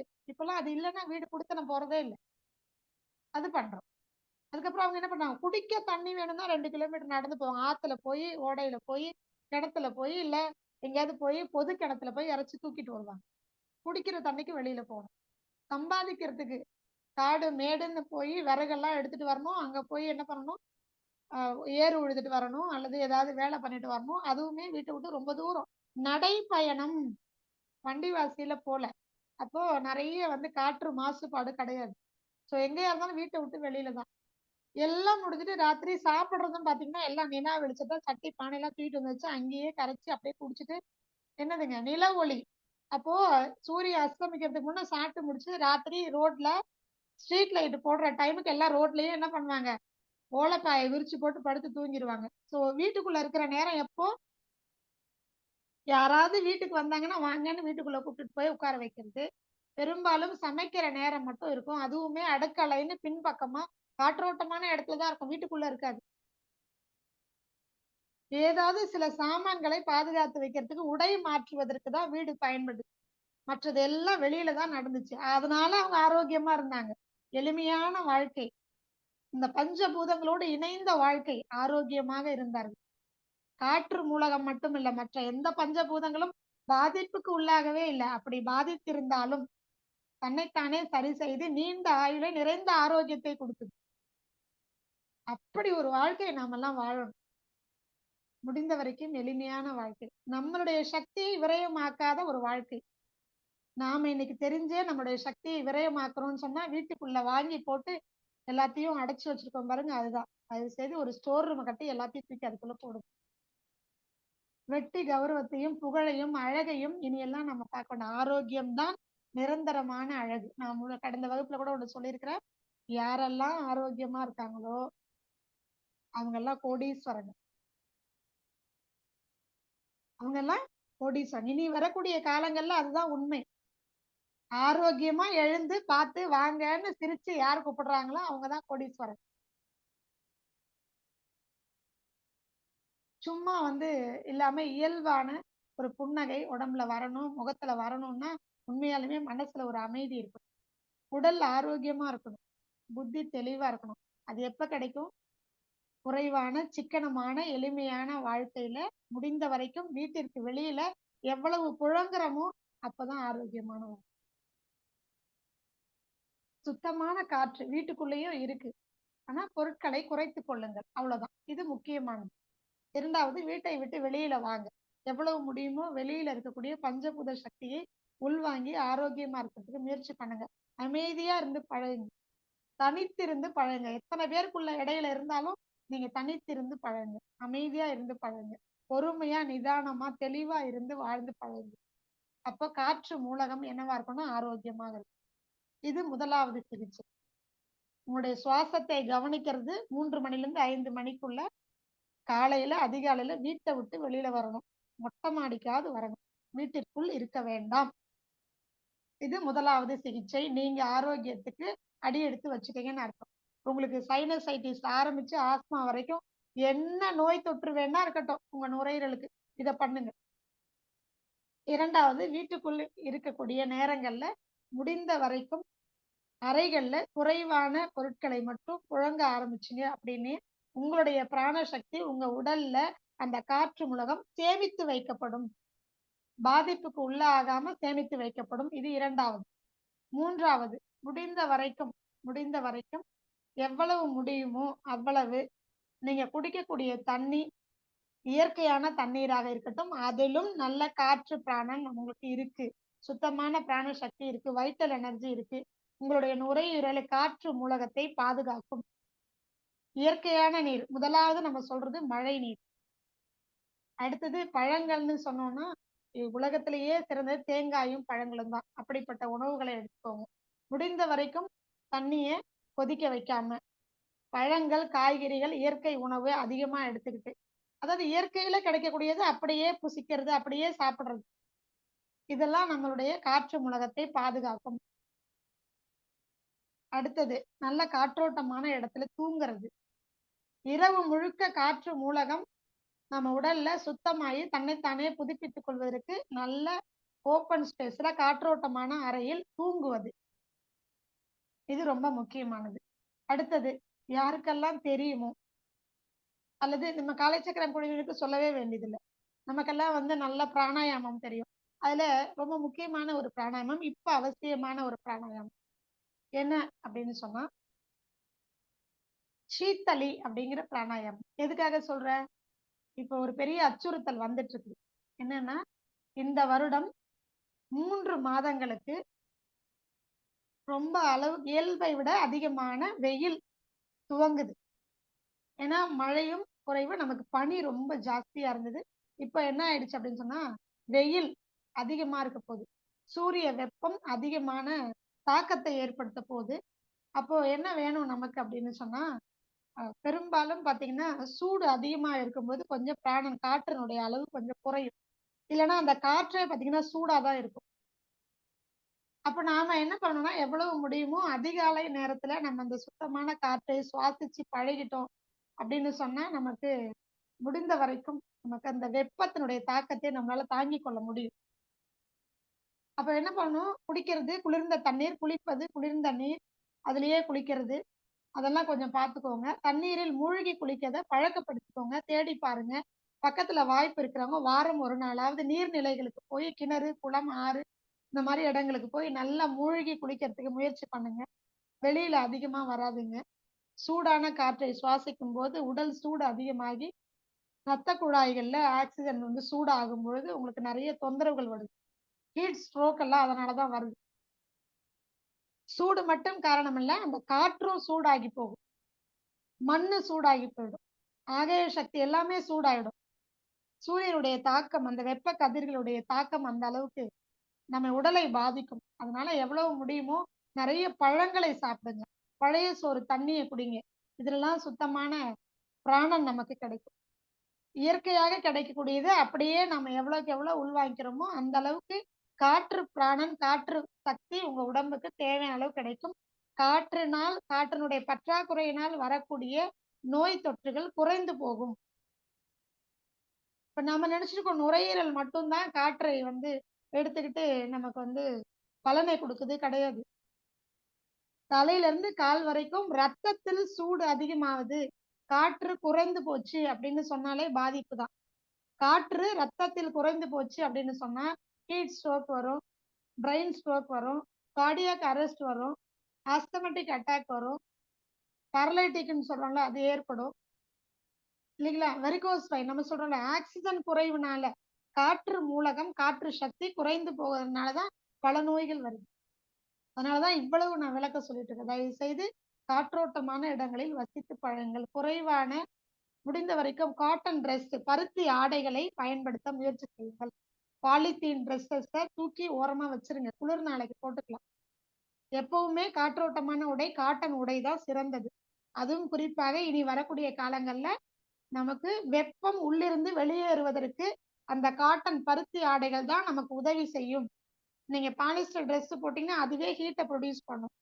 இதுல ஏற்கனவே இப்போ அதிகமான சூடு ஏற்பட போகுது அப்படிங்கும்பொழுது, இன்னும் என்ன ஆகும்? வெளியில இருந்து வரக்கூடிய காற்று, இந்த சூடான காற்று என்ன ஆகும்? உள்ளே சூட்டை ஏற்படுத்தும். அப்ப உள்ள இருந்து வெளியில அனுப்புமான்னா அனுப்பாது. வேர்த்து கொட்டி நமக்கு உள்ளுக்குள்ள என்ன ஆயிடும்? நெறைய டீஹைட்ரேட் ஆகும். நீர் சக்தி எல்லாம் வெளியேறிடும். நீர் ஆவியாக மாறி உங்க உடம்புல இருந்து சக்தி எல்லாம் போயிடும். அப்படியே ட்ரை ஆயிடுவீங்க. அப்ப என்ன ஆகும்? ஆட்டோமேட்டிக்கா நீர் சக்தி குறைஞ்சு போச்சு அப்படின்னா மயக்கம் வர ஆரம்பிக்கும். தயவு செய்து பயமுறுத்துறதா நினைக்க வேண்டாம். ஏன்னா நாங்க உணர்ந்துட்டு இருக்கிறோம். இனிமே காலையில இருந்து சாயங்காலம் வரைக்கும் வெளியில சில இடங்களுக்கெல்லாம் வெளியில போயிட்டு வரும்பொழுது நேத்திக்கெல்லாம் ரொம்பவே எதனால ஆகுதுன்னே தெரியல. ஒரு சமயம் என்ன ஆயிடுச்சு, ஒரு செகண்ட் கண்ணெல்லாம் இருட்டு கட்டிடுச்சு. சோ நெறைய தண்ணி குடிங்க. பச்சை தண்ணியே குடிங்க. நல்லா மூச்சு காற்று நல்லா இழுத்து விட்டு நல்லா பழகுங்க. எப்போல்லாம் நீங்க வந்து ஃப்ரீயா இருக்கீங்களோ, அமைதியா உங்களுடைய மூச்ச கவனிங்க. நல்லா ஆழ்ந்த மூச்சு உள்ள எடுத்து வெளியில விடுறதெல்லாம் நீங்க பயிற்சி பண்ணுங்க. இது ஒண்ணு போதும். காற்றை சரியாக நீங்க உள்ளிழுத்து வெளியில விட பழகிட்டீங்கன்னா, உங்க காற்று சுவாசத்தை நீங்க கவனிக்க ஆரம்பிச்சிட்டீங்கன்னா, உடலில் ஏற்படக்கூடிய அனைத்து நோய்களையும் நீங்க தவிர்க்க முடியும். சரி செய்து கொள்ளவும் முடியும். அவ்வளவு முக்கியம். மூச்ச கவனிங்க. நல்ல ஆழ்ந்த சுவாசம் எடுங்க. குறைவான பொருட்கள் இருக்கக்கூடிய இடங்கள்ல வாழுங்க. முடிந்த வரைக்கும் வெளியில காற்றோட்டமான இடத்துல வசிக்கணும், தூங்கணும். இதையெல்லாம் பயிற்சி பண்ணுங்க. அதுவே போதுமானது. வேற சிகிச்சைன்னு ஒண்ணும் வேண்டியதில்ல. இதுல ஷீத்தலின்னு ஒரு பிராணாயாமம் இருக்கு. ஹீட் ஸ்ட்ரோக் சிம்டம் இருக்கிறது, இல்லைன்னா ரொம்ப அளவுக்கு அதிகமான சூடு இருக்கக்கூடிய பகுதிகள்ல வாழறவங்க, சூடு என் உடம்புல அதிகமா இருக்குன்னு தெரிஞ்சுட்டாலே இந்த பிராணாயாமம் பண்ணுங்க. ஷீத்தலி பிராணாயாமம். எப்படி பண்றது? உங்களுக்கு யோகா பயிற்சிக்கு நிறைய சொல்லி கொடுத்துருப்பாங்க. இருந்தாலும் ஒரு முறை நான் செய்து காமிக்கிறேன், பார்த்துக்கோங்க. இது உங்களுடைய உடல் முழுவதும் இருக்கக்கூடிய சூட்டை தணிக்கும். உங்களுடைய நாக்க விசில் அடிக்கிற மாதிரி மடிச்சுக்கணும். அது வழியா சுவாசத்தை உள்ள எடுக்கணும், மூக்கு வழியா வெளியில விடணும். இவ்வளவுதான். நாக்க மடிக்கணும், நடுவுல குழி பண்ணி பாருங்க.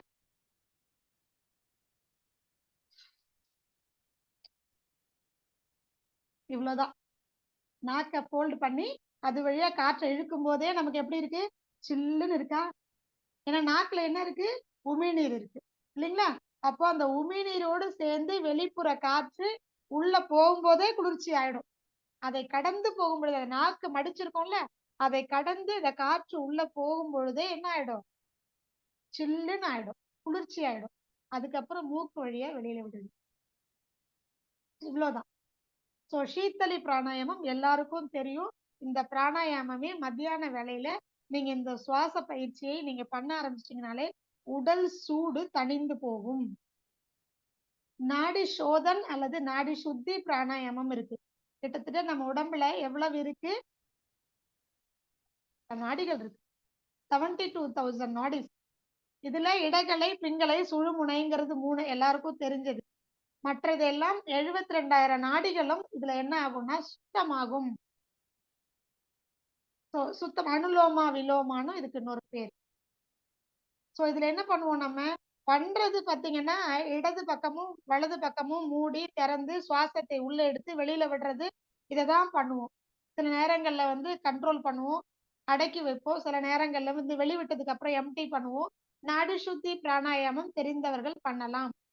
மகிழன் பாஸ்கர் ஐயா சொல்லி கொடுத்துருக்காங்க. ஐயா நல்லசிவம் ஐயா கிட்ட கேட்டுக்கோங்க. தயவு செய்து நாடி சுத்தி பிராணாயாமமை தொடர்ந்து பண்ணுங்க.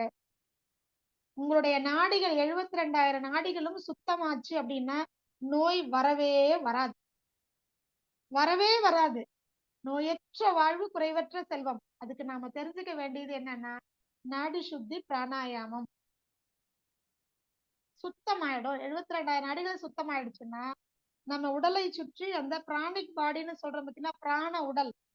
அந்த 3வதா ஒரு உடல் சொன்னோம் இல்லையா? பிராண உடல். அந்த பிராண உடல், அதுல இருந்து நாடிகள் நம்மளுடைய முடி போல, மயிரிழைகள் போல நம்ம உடல்ல இருந்து வெளியில அப்படியே இருக்கும். இது ஸ்ட்ரைட்டா இருந்ததுன்னா நமக்கு நோய் இல்லை. வெளியில இருக்கக்கூடிய பஞ்சபூத சக்தியை இந்த நாடிகள் வழியாக நம்ம உடலுக்கு உள்ள வருது. அது கொஞ்சம் வளைஞ்சு நெளிஞ்சு இல்ல சிக்கலாகி முடி மாதிரி இருந்துச்சு அப்படின்னு சொன்னா, இந்த நாடிகள் அங்க சுருண்டு அப்படியெல்லாம் சிக்கலாகி இருந்ததுன்னா உள் உறுப்புக்கு போகக்கூடிய பஞ்சபூத சக்தி தடையாய் போச்சு. அப்போ உள் உடல் பாதிக்கும். அப்போ இதை நீட்டி நெளிச்சு திரும்பவும் சிக்கல் எடுத்து நேர் பண்ணக்கூடியது எதுன்னு சொன்னா நாடி சுத்தி பிராணாயாமம். போதுமே, இதுதானே பிராண சிகிச்சை, பிராணிக் ஹீலிங் இதுதானே. சோ இதைத்தான் நாடி சுத்தி பிராணாயாமம்ல நம்ம நாடிகளை சுத்தம் பண்றோம்னு அர்த்தம். இந்த சேனல்ஸ், எனர்ஜி சேனல்ஸ், சக்தி உடல் இருக்கு இல்லைங்களா, அந்த சக்தி பாதை, இதை சரி பண்ணிட்டோம்னா உள்ள இருக்கக்கூடிய இந்த பிசிக்கல் பாடி ஆட்டோமேட்டிக்கா இந்த கண்ணுக்கு தெரிகிற இந்த உடல் தன்னைத்தானே சரி செய்து கொள்ளும். சோ பஞ்சபூத சக்திகள் பிரபஞ்சத்திலிருந்து நம்ம உடலுக்கு வருவதற்கு இந்த நாடிகள் தான் ரொம்ப முக்கியம். பாதை சரியில்லாம வீடு எப்படிங்க நல்லா இருக்கும்? அந்த வீட்டுக்குள்ள எப்படி போவீங்க? கல்லு முள்ளும் அப்படியே கட்டையுமா உள்ளுக்குள்ள தொந்தரவு எல்லாம் வாசல்ல இருக்குது, போற வழியெல்லாம் ரொம்ப கடினமா இருக்குது அப்படின்னா அந்த இடத்துல போய் வீடு இருக்கும்னு நம்ம நம்ப முடியுமா? அது சுத்தமா இருக்குமா? ஆரோக்கியமா இருக்குமா? அப்படிதான் நாம உடல் சுத்தமா இருக்கணும், ஆரோக்கியமா இருக்கணும், தன்னைத்தானே புதுப்பித்துக்கணும் அப்படின்னு சொன்னா இந்த நாடிகள், சக்தி பாதைகள் நல்லா இருக்கணும், ஸ்ட்ரைட்டா இருக்கணும். தங்கு தடை இல்லாம சக்தி உள்ள வருவதற்கு அது முதல்ல ஸ்ட்ராங்கா இருக்கணும். அதுக்கு நாம செய்யக்கூடிய பயிற்சி தான் இந்த நாடி சுத்தி பிராணாயாமம். இத பண்ணுனீங்கன்னா போதும், உங்க உடலுக்கு தேவையான சக்திகள் பிரபஞ்சத்திலிருந்து கிடைப்பதற்கு இதுதான் சேனல்ஸ், ஆண்டனா மாதிரி. அப்ப ஆண்டனா சரியா இருந்ததுன்னா நமக்கு வரக்கூடிய சிக்னல் சரியா இருக்குமா இல்லையா? சோ பிரபஞ்சத்துல கொட்டி கிடக்கு பஞ்சபூத சக்திகள். ஆனா ரிசீவர் வேணும், ஆண்டனா வேணும், அந்த ரூட் வேணும், ஒரு வெஹிக்கிள் வேணும் அல்லது டூல், கருவி ஏதோ ஒன்று. சோ அந்த நாடிகள் சுத்தமா இருந்ததுன்னா பஞ்சபூத சக்திகள் அழகா உள்ள வரும். நம்ம உடல்ல எங்கெங்க எந்த பஞ்சபூத சக்தி தேவையோ அது உள்வாங்கி தன்னைத்தானே சரி செய்து நம்மளை நிறைந்த ஆரோக்கியத்தோட பாதுகாக்கும். அடுத்தது வெறும் இதுக்கு பிராணாயாமம் மட்டும்தான் உதவி செய்யுமா அப்படின்னா, நாம செய்யக்கூடிய யோகாசன பயிற்சிகள் எல்லாத்துலயுமே நாம எதையும் கம்பைன் பண்றோம். எங்கெல்லாம் பெண்ட் பண்றோமோ, எங்கெல்லாம் ஸ்ட்ரெச் பண்றோமோ, அங்கெல்லாம் மூச்சு காற்றை உள்ள வாங்குறோம், மூச்சு காற்று வெளியில விடுறோம். அதோட சேர்த்து தானே பண்றோம். அப்படி பண்ணாதானே அதுக்கு பேரு யோக ஆசனம். அந்த சுவாசத்தை அதோட ஒண்ணு சேர்க்கல அப்படின்னா அதுக்கு பேரு எக்ஸர்சைஸ். அந்த சுவாசத்தை அந்த உடல் பயிற்சியோட சேர்த்தோம்னா அதுக்கு பேரு யோகாசனம். இதானே வித்தியாசம். அப்போ எங்கெல்லாம் மூச்சு காற்றை வெளியில விடணுமோ மூச்சு காற்றை வெளியில விட்டுக்கிட்டே பண்றோம். எப்பெல்லாம் முடியுமோ அப்பெல்லாம் மூச்சு காற்றை இழுத்துக்கிட்டே பண்றோம். ஒவ்வொரு ஆசன பயிற்சியும் அப்படித்தானே பண்றீங்க. அப்போ அங்கேயும் சுவாசம் சுத்தமாகுது. அங்கேயும் நல்ல சுவாசம் உள்வாங்கப்படுது. பிராணசக்தி பயன்படுத்தப்பட்ட காற்று வெளியேறுது. இல்லைங்களா? இன்ஹலேஷன், எக்ஸலேஷன் இல்லாம யோகாசனம் பண்றீங்களா? அப்படி பண்ணா நீங்க எக்ஸர்சைஸ் பண்றீங்கன்னு அர்த்தம். சாதாரண உடற்பயிற்சி தான் பண்றீங்கன்னு அர்த்தம். எப்போ நீங்க ஒவ்வொரு ஆசன பயிற்சியோட, ஒவ்வொரு உடற்பயிற்சியோட உள் சுவாசம், வெளி சுவாசம் கலந்து பண்றீங்களோ, அப்பதான் அது யோகாசனமா மாறுது. அப்ப யோகாசனம் செய்தாலும் நம்மளுடைய உடலில பஞ்சபூத சக்தியில மிக முக்கியமானது காற்று சக்தி நம்ம உடம்புக்கு தேவையான அளவுக்கு கிடைக்கும். இப்போ 3வது என்ன அப்படின்னா ஆசன பயிற்சி. அடுத்தது 4வது பிராணாயாம பயிற்சி. அடுத்தது 5வது. இது 5ல முதல்ல நம்ம சொன்னதுதான். எப்பெல்லாம் நீங்க தியான பயிற்சி அல்லது சமாதி பயிற்சி பண்றீங்களோ, அப்ப எல்லாம் உங்களையும் அறியாமல் நீங்க சுவாசிக்கிறீங்களா இல்லையா? எப்பெல்லாம் நீங்க சுவாசிக்கிறீங்களோ, எப்பெல்லாம் உங்களுடைய மூச்சு காற்று உள்ள போய் வெளியில வருதோ, எப்பெல்லாம் போகுது? உயிரோடு இருக்கும் பொழுதெல்லாம் போகுது இல்லையா? அப்போ நல்ல காற்று சக்தி உள்ள போகுது, வெளியில வருது. இந்த உள்ள போகுது இல்லைங்களா? அப்பெல்லாம் நம்ம வீட்டுக்குள்ள இருந்தோம்னா அந்த இடம் நல்ல காற்றோட்டமான வசதியோட இருக்கணும். சுத்தமான காற்றோட அந்த வீடு இருக்கணும். அப்போ நாம எப்பெல்லாம் காற்றோட்டம் உள்ள நம்ம எடுக்கிறோமோ, அப்பெல்லாம் சுத்தமான காற்று உள்ள போகும். எப்பெல்லாம் அசுத்த காற்று வெளியேறுதோ, அப்போ அந்த இடத்துல அசுத்த காற்று வெளியேறுவதற்கு தக்க வாய்ப்பு இருக்கணும். அதாவது ஜன்னல் கதவுகள் இருந்தா அந்த பயன்படுத்தப்பட்ட காற்று வெளியில வர்றது வெளியேறும். இல்லைன்னா திரும்பவும் நீங்க என்ன பண்ணுவீங்க? அதே காற்றை தான் நீங்க உள்வாங்குவீங்க. சோ இது ஒரு முக்கியமான விஷயம். அதனாலதான் இரவு உறங்கும் பொழுது 2, 3 மணி நேரத்துக்கு அப்புறமா உங்களுக்கு தூக்கம் கலைஞ்சு போகுது. காரணம், நீங்க வெளிவிட்ட கார்பன் டை ஆக்சைடை திரும்பவும் அந்த அறைக்குள்ள காற்றோட்டம் இல்லாததுனால, அதாவது உள்ள நல்ல காற்று வெளியில கெட்ட காற்று போவதற்கான வாய்ப்பு இல்லாததுனால, அடைச்சு போட்ட ரூம்ல தூங்குறதுனால, நிறைய சாமான்களை அடைத்து வச்சு நீங்க தூங்குறதுனால உங்களுக்கு அந்த காற்று என்ன ஆகுறது இல்ல, தேவையான சுத்தமான காற்று இல்லாததால் உங்களுக்கு ஆழ்ந்த உறக்கம் கிடைப்பதில்லை. தூக்கம் அங்கேயே தடைபட்டு போகுது. தூக்கம் தடைபட்டுட்டா உங்க உடல் தன்னைத்தானே சரி செய்வதற்கான ஹார்மோன் சுரக்காது. நம்ம சொல்லியிருக்கோம் இல்லையா? ஆழ்ந்த உறக்கத்தில் தான் நம்ம உடம்புல என்டார்பின் செக்ரீஷன், நல்ல ஆழ்ந்த உறக்கத்தை கொடுக்கக்கூடிய அந்த ஹார்மோன் சுரக்கும். அதுதான் சந்தோஷத்தை கொடுக்கும். ஆரோக்கியத்தையும் அதுதான் கொடுக்கும், சந்தோஷத்தையும் அதுதான் கொடுக்கும். அது இல்லையே. 10 மணிக்கு 12 மணிக்கெல்லாம் நீங்க முழிப்பு வந்துருச்சுல்ல, அப்போ நீண்ட நேரம் ஆழ்ந்த உறக்கம், குறைந்த நேரமா இருந்தாலும் ஆழ்ந்த உறக்கம் உங்களுக்கு ஏற்படணும்னா காற்று ஓட்டம் அந்த அறையில இருக்கணும். திரும்ப திரும்ப இதுலயே தான் நான் வருவேன். சோ காற்றோட்டமான அறைகள்ல தூங்கணும், வசிக்கணும், நீங்க வாழணும். அது ரொம்ப முக்கியம். சுத்தமான காற்று இருக்கக்கூடிய அட்மாஸ்பியரை கிரியேட் பண்ணுங்க. உங்களுடைய உடல் இருக்கக்கூடிய காற்று விரயமாகாமல், வேஸ்ட் ஆகாம சேமிச்சு வைக்கிறதுக்கு நீங்க ஒரு அமைப்பை, சூழலை உருவாக்கணும். நல்ல மரங்கள், செடி கொடிகளை, சின்ன சின்ன செடிகளா இருந்தாலும் பரவாயில்ல, பராமரிக்கணும். நிறைய செடிகள் இருந்ததுன்னா அது நம்மளுடைய வீட்டை, அந்த காற்றை சுத்தம் பண்ணும், நம்மளுடைய உடலை சுத்தம் பண்ணும். தேவையில்லாத கார்பன் டை ஆக்சைடை அது உள்வாங்கி நமக்கு சுத்தமான ஆக்சிஜனை கொடுக்கும். இதை விட சிறப்பு வேற எதுவுமே இல்லை. சோ இலவசமாக காற்று கிடைக்கும் பொழுது பயன்படுத்தி கொள்ளுங்கள். திரும்பவும் இதுலதான் நான் முடிக்கிறேன். நிறைய மரம் செடி கொடிகளோட வாழ்ந்து பழகுங்க. காற்று தேவையான அளவுக்கு நமக்கு கிடைக்கும். முழு உடல் ஆரோக்கியம் பெறலாம். உணர்ச்சி வசப்படுவது, உணர்ச்சிகளை நமக்கு கட்டுப்பாட்டில் கொண்டு வருவது இந்த மூச்சு பயிற்சிகள் தான், இந்த சுத்தமான காற்று தான். அப்போ அது எவ்வளவு முடியுமோ பயிற்சி பண்ணுங்க. நாடி சுத்தி பிராணாயாமம், சீத்தளி பிராணாயாமம் உடல் சூட்டை தணிக்கும். நல்லா ஷவர்ல குளிச்ச மாதிரி ஆயிடுவீங்க. அந்த அளவுக்கு ஒரு 5 நிமிடங்கள் சீத்தளி பிராணாயாமம் பண்ணீங்கன்னா பெரிய விஷயம். ஆனால் 2 நிமிடங்களுக்கு மேல பண்ண வேண்டாம். ஏன்னா அவ்வளவு குளிர்ச்சி. அந்த பிராணாயாமம்லாம் கத்து வச்சுக்கோங்க. நாடி சுத்தி பிராணாயாமம் பண்ணுங்க. நீண்ட ஆயுளோட வாழ முடியும். நிறைவான ஆரோக்கியத்தோட. உடம்பும் சரியாகும், மனசும் சரியாகும். இது 2 சரியாச்சுன்னா புத்தி தெளிவா தான் இருக்கும். இவ்வளவுதான். சோ இப்போ முழு உடல் ஆரோக்கியத்துக்குள்ள வந்தாச்சா? அப்போ உடல் ஆரோக்கியம், அதுக்கப்புறம் மனசு உணர்ச்சி வசப்பட மாட்டோம். உணர்ச்சிகள்லாம் கட்டுப்பாட்டுக்குள்ள வந்துரும். அவசியம் இல்லாம உணர்ச்சி வசப்பட மாட்டோம். ஏன்னா நல்ல காற்றை சுவாசிக்கிறோம். சோ உடல் ஆரோக்கியம், மன ஆரோக்கியம், இது 2ம் ஆரோக்கியம் வந்தா புத்தி தெளிவா தான் இருக்கும். ஆட்டோமேட்டிக்கா. ஏற்கனவே சொல்லிட்டோம். இது 3ம் ஆரோக்கியமா இருக்கணும். த ஒன்லி டூல் எது? யோகா தான். வேற வழியே கிடையாது. இன்றைக்கு இருக்கக்கூடிய காலகட்டத்துல நாம வேற எதையும் நம்ம செய்து நம்மள ஆரோக்கியமா ஆக்கிக்கவே முடியாது. யோகா, அந்த 8 படிநிலைகளை கொண்ட யோகா, அதுதான் நமக்கு முழுமையான ஆரோக்கியத்தை கொடுக்கும். அது ஆல்ரெடி காலை சக்கரம் ரொம்ப சிறப்பா பண்ணிட்டு இருக்கிறாங்க. இந்த காலை சக்கரம் குழுவினர்கள், அந்த ஃபாலோயர்ஸ், அது கூட சேர்ந்து பயணிக்கிற அந்த குடும்ப உறவுகள் ரொம்ப அழகா பண்ணிட்டு இருக்கீங்க. இதை அப்படியே கண்டினியூ பண்ணுங்க. நம்ம ஏற்கனவே சொன்னதுதான். எது ஒரு நல்ல காரியம் பண்றீங்களோ தயவு செய்து தொடர்ந்து பண்ணுங்க. நேற்றைக்கு ஒரு பதிவை நான் போட்டிருந்தேன். கலைச்சக்கரம் குழுவிலையும் நான் பகிர்ந்திருந்தேன். எத்தனை பேர் பார்த்தீங்கன்னு தெரியல. பார்க்காதவங்க திரும்ப பாருங்க. புற்றுநோய் இனி வரக்கூடிய காலங்கள்ல அதிகமாக போகுது. காரணம் நாம பயன்படுத்தக்கூடிய பொருட்கள்.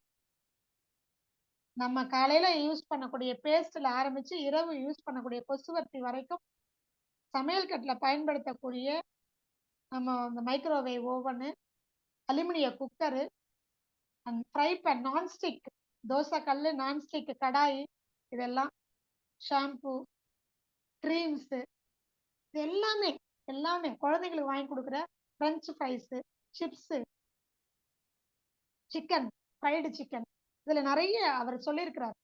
ஐயா வந்து எங்களுக்கு பல வருஷமா நாங்க உங்களை ஃபாலோ பண்றோம். உங்கள்ட்ட நாங்க நிறைய கிளாஸ் எல்லாம், ஏன்னா இந்த மாதிரி இயற்கை ஆர்வலர்கள், இயற்கை வாழ்வியலாளர்கள், இவங்களோட இதெல்லாம் நம்ம அடிக்கடி நம்ம தொடர்புல இருந்தோம்னா நமக்குள்ள ஒரு அலாரம் வந்துட்டே இருக்கும். நம்மள செக் பண்ணிக்கிறதுக்கு ரொம்ப உபயோகமா இருக்கும். நான் சொல்றது காலை சக்கரம் குழுவினர்கள் ஆல்ரெடி ஃபாலோ பண்ணிட்டு இருக்கிறீங்க. எதெல்லாம் செய்யக்கூடாதோ அதெல்லாம் வந்து நிறுத்தியாச்சு. தயவு செய்து இன்னும் யாராவது, இல்ல பரவாயில்ல நான் ரொம்ப காசு கொடுத்து வாங்கிட்டேன்னு பயன்படுத்திங்கன்னா தயவு செய்து இந்த நிமிடமே நிறுத்திருங்க. எதெல்லாம் கெடுதலோ, நமக்கும் நம்மளுடைய சந்ததிக்கும் எது கெடுதலோ, இனி வரக்கூடிய காலங்கள்ல எது கெடுதல் பண்ணுமோ, நோயை ஏற்படுத்துமோ, தயவு செய்து அதெல்லாம் நிறுத்திடுங்க. ஸ்டாப் பண்ணுங்க. யாரெல்லாம் இன்னும் இயற்கை சூழல்ல அல்லது இயற்கையில செய்யப்பட்ட பொருட்களை பயன்படுத்த ஆரம்பிக்கலையோ தொடங்குங்க, ஸ்டார்ட் பண்ணுங்க. திரும்பவும் நம்ம கடந்த வாரம் சொன்ன அதே கருத்தை தான் திரும்ப நான் முன்வைக்கிறேன். காரணம் உடல் ஆரோக்கியம் அப்படிங்கிறது பஞ்சபூதங்களால மட்டும் கிடையாது.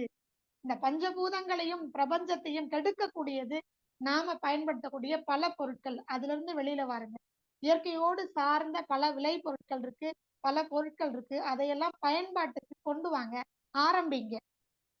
இதை யாரையும் வந்து பாயிண்ட் அவுட் பண்றதுக்காகவே கிடையாது. ஒருவேளை நீங்க தாமதிச்சிருந்தீங்கன்னா, இன்னும் ஆரம்பிக்கலைன்னா ஆரம்பிச்சிருங்க. நிறுத்தலைன்னா நிறுத்திருங்க. தொடர்ந்து பண்ணுங்க நல்ல விஷயங்கள்.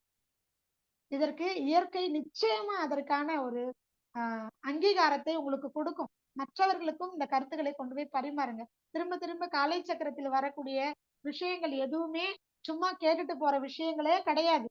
நான் சொல்லுவதல்ல, மற்ற அனைத்து ஆசான்கள் சொல்வது. காலை சக்கரம் ரொம்ப அழகா வழி நடத்திதோ. இன்னைக்கு மகா சிவராத்திரிக்குன்னு ஒரு பயிற்சியை வேற, ஒரு விஷயத்தை வேற அலாட் பண்ணியிருக்கிறாங்க.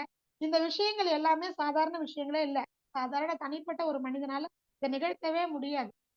இறை ஆற்றல் அழகா வழி நடத்தி கொண்டு போயிட்டு இருக்கு. ஒவ்வொருத்தரையும் சரியாக கருவியாக எடுத்து பயன்படுத்திட்டு இருக்குது. இதுல இருக்கக்கூடிய பயனாளிகள் இதனுடைய முக்கியத்துவத்தை புரிஞ்சுக்கிட்டு மற்றவர்களுக்கு கொண்டு போய் சேர்க்க வேண்டியது நம்மளுடைய கடமை.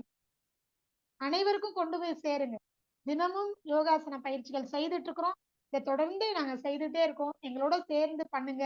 ஏன்னா எல்லாருக்குமே என்னன்னா, காலையில எழுந்துக்கிறது சாதாரண விஷயம். ஆனா டெய்லி யோகா பண்றாங்களான்னா இல்ல. நிறைய பேர் நான் பார்த்துட்டேன்.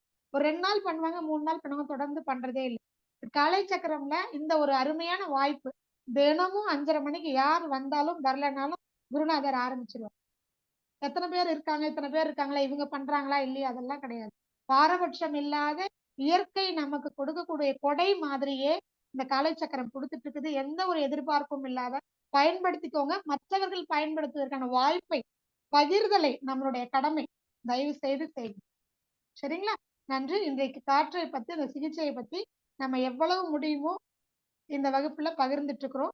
அண்ட் பிராணாயாம பயிற்சிகள்லாம் ஐயா நமக்கு நல்லசிவம் ஐயா நிறைய சொல்லி கொடுப்பாங்க. நிறைய இனி வரக்கூடிய காலங்கள்லாம் கற்றுக் கொடுப்பாங்க. பகிர்ந்துக்கோங்க, பயன்படுத்திக்கோங்க. திரும்பவும் சொல்றேன், எளிமையான வாழ்க்கையை நோக்கி பயணம் பண்றதுக்கு முயற்சி பண்ணுங்க. நம்மளை ஆரோக்கியமாக வைத்துக் கொள்ளும். சரிங்களா? நன்றி. இன்றைக்கு ஏதாவது உங்களுக்கு சொல்லிய விஷயங்கள்ல சந்தேகம் இருந்ததுன்னா பகிர்ந்துக்கணும்னு நினைச்சீங்கன்னா, நான் இதை பண்ணி நான் நல்லா இருக்கேன்னு சொன்னீங்கன்னா தயவு செய்து குழுவில் பகிர்ந்துக்கோங்க. நன்றி. நன்றிங்க அம்மா. இன்றைய நிகழ்வில் நமக்கு அம்மா சொன்னது என்னன்னா, எளிமையான வாழ்க்கைன்னா இனிமையான வாழ்க்கை அமையும் அப்படிங்கிறத வந்து எல்லாருமே வந்து நம்ம எடுத்துக்கணும். இன்னைக்கு பல்வேறு கருத்துக்கள், 1, 2 இல்ல, பல்வேறு கருத்துக்கள், பல்வேறு உதாரணங்கள் வந்து நான் இன்னைக்கு சொல்லி நமக்கு சிறப்பா இன்னைக்கு வகுப்பை கொடுத்துருக்காங்க. அதுல பஞ்சபூதத்துல வந்து காற்று வந்து இன்னைக்கு வந்து பஞ்சபூதத்துல நம்ம எல்லாத்தையும் பார்த்துடலாம். காற்றை யாராச்சும் பார்த்துருக்கீங்கன்னா பார்க்கவே முடியாது. அவ்வளவு பெரிய ஒரு முக்கியத்துவம் வாய்ந்த அந்த காற்றை வந்து இன்னைக்கு வந்து எந்த அளவுக்கு நம்ம வந்து பயன்படுத்தணும், எந்த வகையில பயன்படுத்தணும் அப்படிங்கிறது வந்து ஒவ்வொரு சிறப்பா நமக்கு ஒவ்வொருத்துக்கும் ஒவ்வொரு உதாரணங்கள் சொல்லி இன்னைக்கு சிறப்பா வகுப்பெடுத்திருக்கிறாங்க. அதுல வந்து முக்கியத்துவம் வாய்ந்த இன்னைக்கு ஒரு அந்த பிராணாயாமம், சீத்தலை பிராணாயாமம்ங்கிற ஒரு இதையும் நமக்கு டிப்ஸையும் கொடுத்துருக்குறாங்க. ரொம்ப சந்தோஷமான செய்திகள். ஒண்ணும் நமக்கு சந்தோஷமான செய்திகளா இருக்கு. அதே மாதிரி வந்து பாத்தீங்கன்னா, ஒரு பாரம்பரிய வீட்டுல நாங்க வாழ்ந்துட்டு இருக்கோம். அந்த வீட்டோட அருமையும் அவங்க சொல்லியிருக்காங்க. எந்த அளவுக்கு நம்ம உயிரோட அந்த வீடும் வாழ்ந்துட்டு இருக்கு அப்படிங்கிறத வந்து சொல்லிட்டு இருக்காங்க. நம்ம நிறைய வேலை பார்த்திருக்கலாம். அந்த ஒரு பாழடைந்த வீடும்பாங்க. பாழடைந்த வீடுங்கிறது வந்து என்னைக்குமே குடியிருக்க வீடா இருக்காது. குடி இல்லாத வீடா தான் இருக்கும். அப்ப அந்த வீட்டுல வந்து நிலைகள் என்ன? அப்ப மனிதர்கள் குடியிருக்கிற வீட்டுக்கும் மனிதர்கள் குடியில்லாத வீட்டுக்கும் உள்ள வித்தியாசம் என்னன்னா, நம்ம வாழ்றது, நம்ம சுவாசிக்கிற காத்து அந்த வீட்டையே வாழ வைக்குது அப்படிங்கிற ஒரு பெரிய இன்னைக்கு ஒரு விஷயத்த நமக்கு தெள்ள தெளிவா அம்மா கொடுத்துருக்குறாங்க. ஒண்ணும் வந்து பாத்தீங்கன்னாக்கா, விண்ணை தொடும் அதிசயங்கள் அப்படின்னு சொல்லலாம். அதிசயங்கள்னா ஏன்னாக்கா, இது நமக்கு அதிசயமா தெரியுது. உண்மையோட வாழ்க்கை முறைகள் அப்படின்னு சொல்லலாம். ஒண்ணும் அவங்க சொல்ற வார்த்தைகள் எல்லாமே நம்ம வாழ்க்கை முறைக்கு தேவையான செய்திகள். எல்லாருமே இதை பின்பற்றி வாழ வேண்டும். கண்டிப்பாக புதுமை என்பதை ஏற்படுத்தாமல் பழமை நமக்கு என்றைக்குமே இனிமையாக இருக்கும் அப்படிங்கிறத வந்து நம்ம பயன்படுத்த வேணும். இன்னைக்கு வந்து அம்மா சொன்னதுல வந்து நானே சொல்லிடுறேன். சில உதாரணத்தை சொல்லி இந்த பொருட்கள்லாம் பயன்படுத்தாதீங்க அப்படின்னாங்க. அதுல வந்து சொன்ன பொருட்கள் ஒண்ணுமே எங்க வீட்டுல கிடையாது அப்படிங்கிறத நான் அந்த நேரத்துல சொல்லிக்கிறேன். ஏன்னா வந்து அது மாதிரி பயன்படுத்துறதுல வந்து எந்த அளவுக்கு நம்ம வந்து தவிர்த்தோம்னா நம்ம வாழ்க்கை முறைகள் நல்லா இருக்கும் அப்படிங்கிறத வந்து நீங்க சொல்லியிருக்காங்க. இதை எல்லாருமே வந்து கடைபிடிங்க. கண்டிப்பாக வந்து வரும் காலங்கள் அனைவருக்கும் வந்து ஒரு நல்ல காலமாக அமையும். ஒவ்வொருத்தவரும் இன்னைக்கு வந்து நம்ம எந்த அளவுக்கு வந்து நம்ம வாழ்க்கை முறையை மாத்துறோமோ அதுதான் நமக்கு வந்து வாழ்க்கை உடலுக்கு நமக்கு சீர்கேட்டை உண்டு பண்ணுது அப்படிங்கிறத வந்து சிறப்பா இன்னைக்கு சொல்லியிருக்காங்க. வாழ்த்துக்கள். இன்றைய நிலையில் நமக்கு அற்புதமாக பல்வேறு சிந்தனைகள், பல்வேறு கருத்துக்கள், ஆழ்ந்த கருத்துக்கள். அதை விட வந்து பாத்தீங்கன்னா, காலை சக்கரத்துக்கு வந்து அவங்க கொடுக்குற அந்த பாராட்டு வந்து எல்லாருக்குமே ஒரு பெரிய ஒரு எங்களுக்கெல்லாம் வந்து இன்னும் உத்வேகத்தை கொடுக்குது. அதாவது ஒரு நிகழ்ச்சியை நடத்துறதே எங்க பெரிய விஷயமா இருக்கிறதுனால, அந்த பாராட்டு கிடைக்கிறது வந்து எல்லாருக்குமே மனதளவுல பெரிய ஒரு சந்தோஷத்தை கொடுக்குது. அது மாதிரி இன்னைக்கு எங்களுக்கு ஒரு பாராட்ட குடுத்துருக்காங்க காலச்சக்கரத்துக்கு. அதற்கும் இந்த நேரத்துல நம்ம நன்றிய சொல்லணும். சிறப்பா இந்த நிகழ்வ நமக்கு குடுத்து, இன்றைய நிகழ்வில் வந்து எல்லாருக்கும் ஒரு பெரிய ஒரு மாற்றத்தையும், திருப்பத்தையும் ஏற்படுத்தி நிகழ்ச்சியை சிறப்பித்துக் கொடுத்த அகிலா அம்மையார் அவர்களுக்கு அனைவரின் சார்பாக நெஞ்சார்ந்த நன்றிகளையும், வாழ்த்துக்களையும் தெரிவித்துக் கொள்கிறோம். நன்றிங்கம்மா. அப்புறம் ஒரு சின்ன தகவல் அம்மா சொல்லியிருக்காங்க. கேள்விகள் வந்து முக்கியத்துவம் வாய்ந்த கேள்விகளை கேளுங்கன்னு சொல்லியிருக்காங்க. அதற்கு முன்னதாக நம்ம வந்து ஸ்டார்ட்டிங்ல சொன்ன மாரி, இன்றைய மகா சிவராத்திரியை முன்னிட்டு நமது காலை சக்கரம் நிகழ்வும் ஒரு அற்புதமான ஒரு நிகழ்வை ஏற்படுத்தி இருக்கிறது. இன்று நள்ளிரவு, நாளை விடியற்காலை 2 மணி முதல் 4 மணி வரை நமது காலை சக்கரம் நிகழ்வு மகா சிவராத்திரி சிறப்பு நிகழ்வாக நடைபெற உள்ளது. அனைவரும் கலந்து கொண்டு பயன்பெற வேண்டும். அதாவது இந்த காலச்சக்கரம் அன்பர்கள் மற்ற குழுக்களுக்கு, மற்ற இல்ல கோயிலுக்கு செல்லக்கூடிய வாய்ப்புகள் இருந்தால் பயன்படுத்திக் கொண்டு நாம் சொன்ன அந்த 2 மணி முதல் 4 மணி வரை உள்ள அந்த நேரத்தை நமது காலச்சக்கரம் அன்பர்கள் காலச்சக்கரத்துக்காக ஒதுக்கி பயன்படுத்த வேண்டும் என்று அன்புடன் கேட்டுக்கொள்கிறோம். ஏனென்றால் இது நமது முதல் சிவராத்திரி, காலச்சக்கரத்துக்கு முதல் சிவராத்திரி சிறப்பு நிகழ்வு நம்ம ஏற்பாடு செஞ்சிருக்கோம். அனைவரும் பங்கு பெற்று பயன்பெற வேண்டும். அதாவது சிவராத்திரியை பத்தி பல்வேறு கருத்துக்கள் சொல்லியிருக்காங்க. ஒவ்வொரு ஆசான்களும் சொல்லியிருக்காங்க. அதாவது நம்ம இறைமதன் ஐயாவா இருக்கட்டும், ஆட்டம்ஸ் உதயா ஐயாவா இருக்கட்டும், அகிலாமாவா இருக்கட்டும், எல்லாருமே வந்து பாத்தீங்கன்னா பல்வேறு கருத்துக்கள் சொல்லியிருக்காங்க. அதாவது மாதம் மாதம் வரும் சிவராத்திரி அது பெருமை, அதுவும் வருடத்திற்கு ஒரு முறை வரும் மகா சிவராத்திரி அதை விட பெருமை அப்படிங்கிறத வந்து நமக்கு சொல்லியிருக்காங்க. அபரிவிதமான ஆற்றல் நமக்கு கிடைக்கக்கூடிய ஒரு நாள் என்னன்னாக்கா அது மகா சிவராத்திரி தான். அந்த நாள்ல வந்து அதுவும் முக்கியத்துவம் வாய்ந்த அந்த